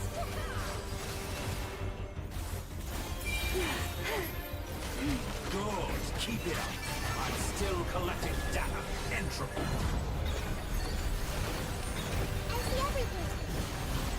Receive my blessing with one heart we pray. No more lies.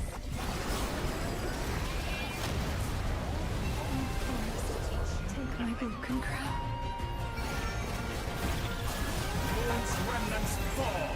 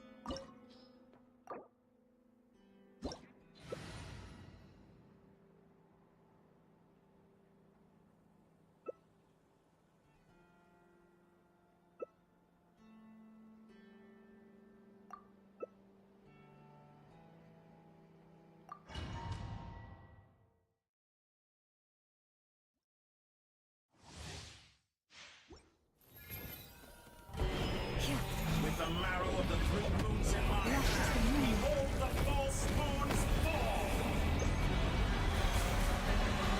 For the everlasting forest.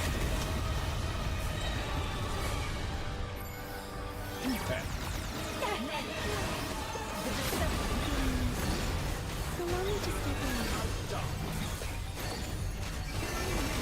That's more like it. Some results of beast. Found you.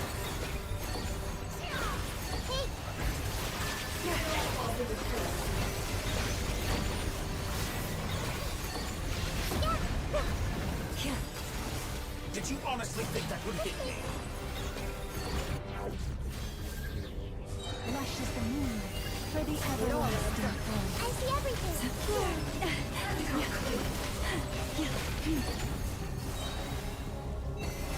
With one heart we pray.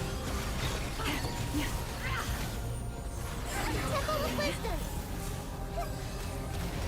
Can't hide the truth. For the everlasting forest. Reverse. Receive my blessing. With one heart we pray. It all adds up. Everything reminds me. Entropy. Branches fall by the frost moon of old.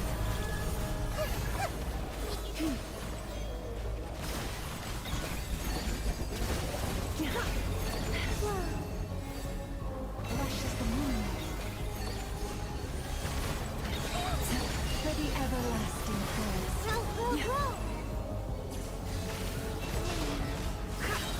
Branches with one heart we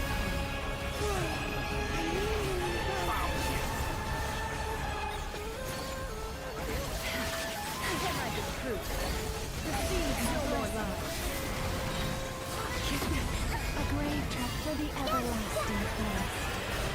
With the marrow of the three moons in my hand, behold the false moons fall! Can't hide the truth.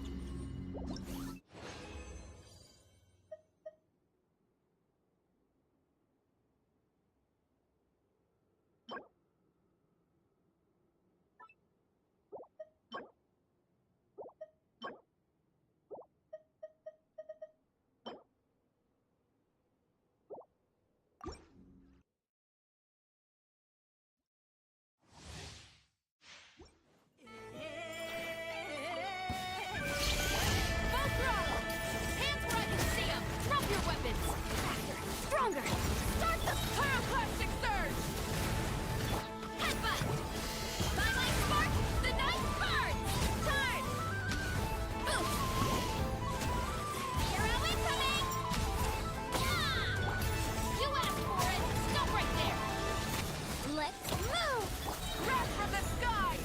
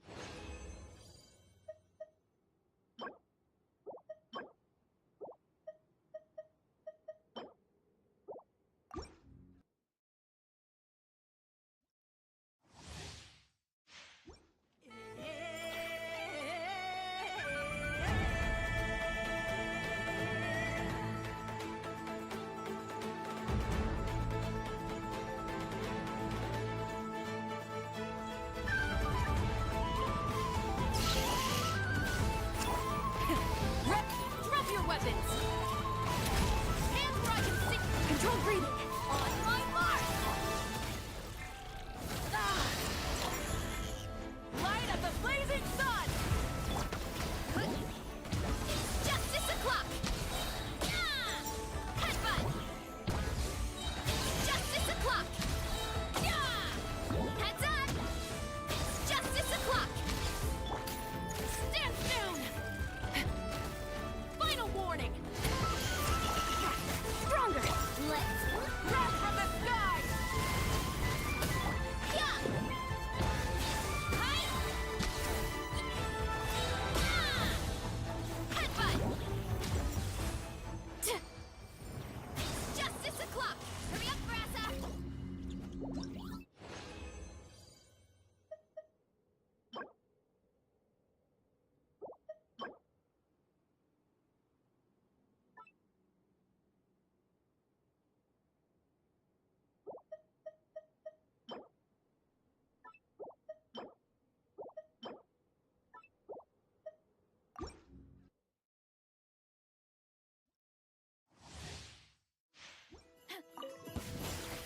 Full throttle! You asked for it! Start! Light of the blazing sun! Arrow incoming! Yeah! Hi! Smash down! Yeah! Justice will prevail! Drop your weapons! Control breathing! Let's move! Pyroclastic surge! Headbutt! Charge! Yeah! Oof!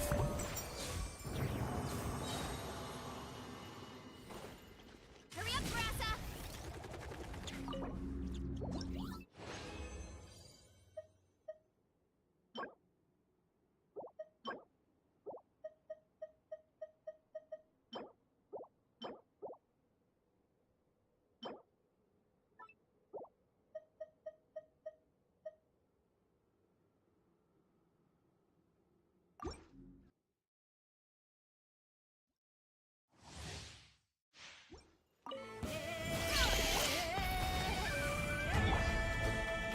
Stop right there! Ah! Quick as a flash! Start the Wrath from the sky! arrow incoming! By my spark, the night burns! Arrow incoming! Hands right in! Final warning! Control breathing! Let's move! Pyroclastic surge! Full throttle! Yeah! Charge! Headbutt! Maximum power! Arrow incoming!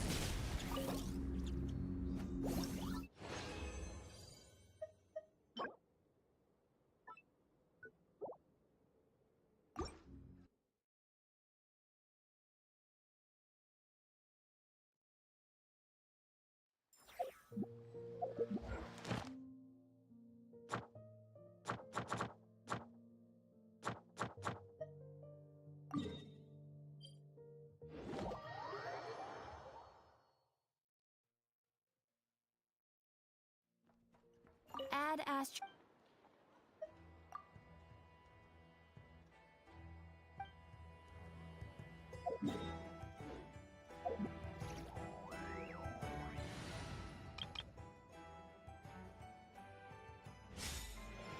Ad Astra. Thank you for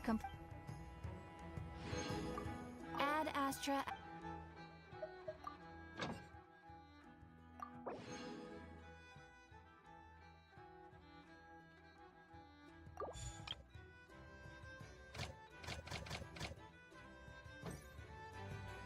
Ad Astra.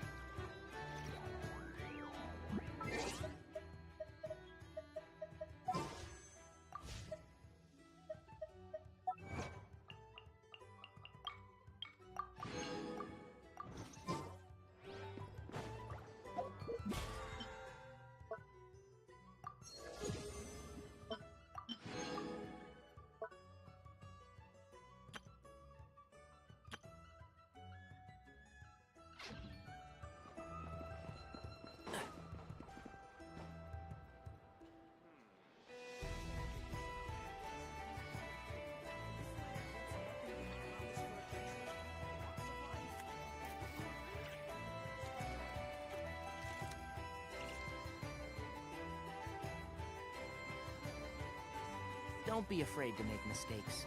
It's all part of the learning process.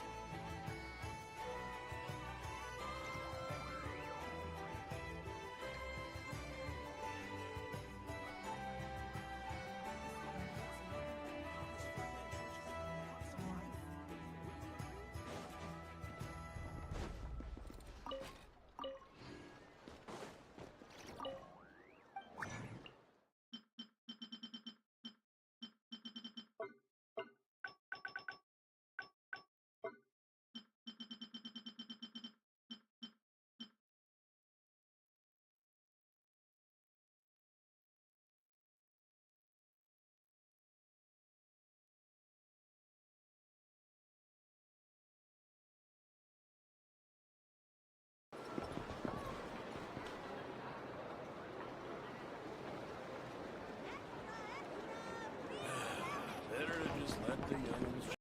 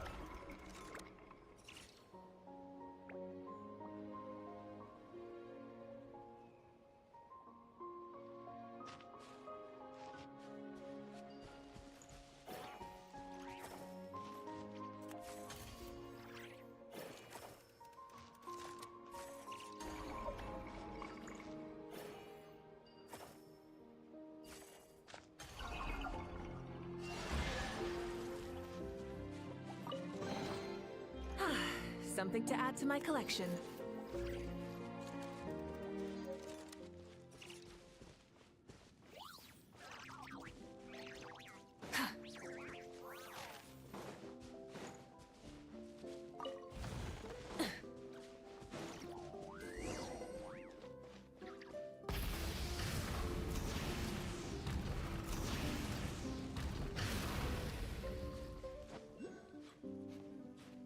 Hip.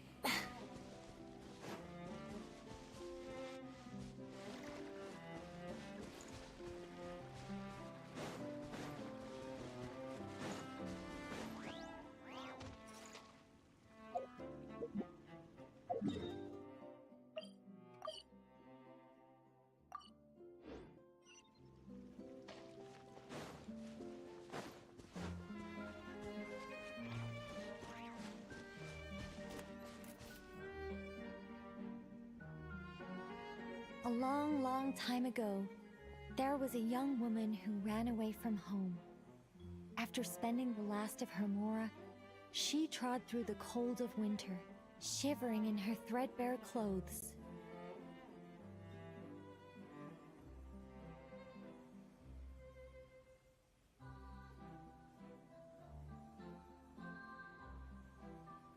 Suddenly, the young woman found herself stepping out onto thin air, and she fell through into a strange place.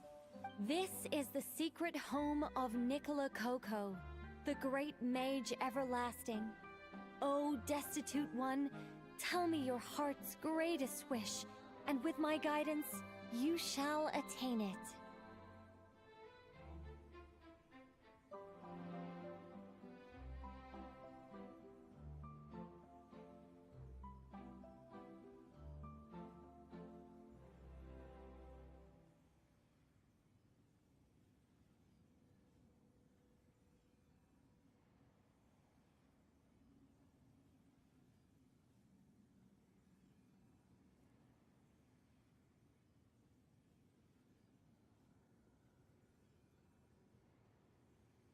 Whoa!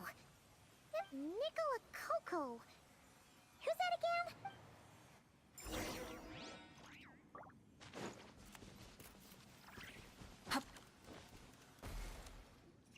The young woman was in awe of the mage's magnificence. Oh, great mage from afar! How beauteous and wise you are! The moment I beheld you, my heart began to flutter. The subtlest of smiles appeared on the mage's face as she replied. Very well, then I shall task you with performing certain deeds on my behalf, such as those that are within your ability. Your guide is here, and your reward awaits you in the days to come. Guide? Does that mean this glowing orb?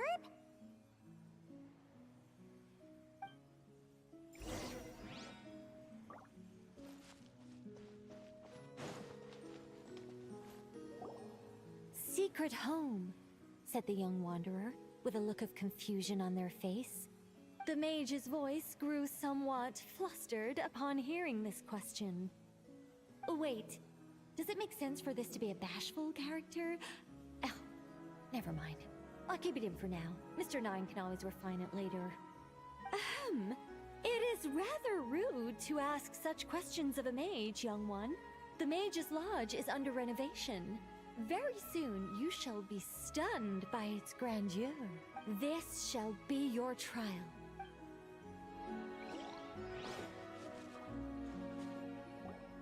As the young woman continued forth, she noticed many exquisite statues dotting the mage's territory.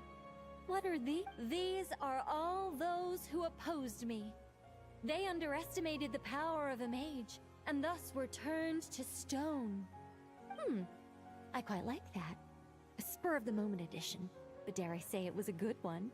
A mage ought to be a powerful and dangerous figure. Danger lends a certain mystique, and without mystique, the world would be a very dim place. But turning people to stone at the drop of a hat? Is that too over the top? And no one wants to be around someone that capricious. Okay, I think I'll dial it back and turn it into more of a vague warning. Upon hearing this, the youngster broke into a cold sweat. Anyway, statues. That's what I need your help with.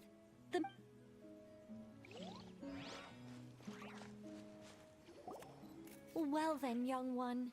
Now you have learned of the troubles faced by this mage.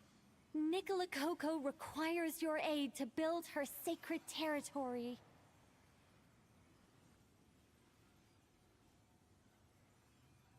The mage poured a cup of tea for her visitor. What say you? Wait a minute! Shouldn't we think twice before going all in on this?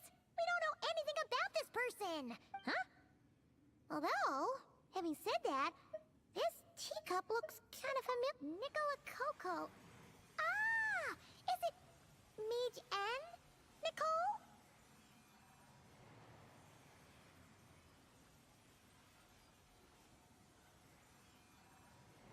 Correct. What do you think of my story? Hard to say. It's not finished yet, surely. I haven't decided yet. I need to renovate my home first. Perhaps I'll have a burst of inspiration after that. Anyway, if you can hear my voice, I assume that means you're currently in Nodcry. In which case, could I trouble you to get... Exactly. I'm thinking of building a few more statues to decorate my home, but I'm lacking inspiration at the moment. So, I was thinking you could take some photos to give me some ideas. Are you serious? Alright then. Wait here. We'll head out and see what we...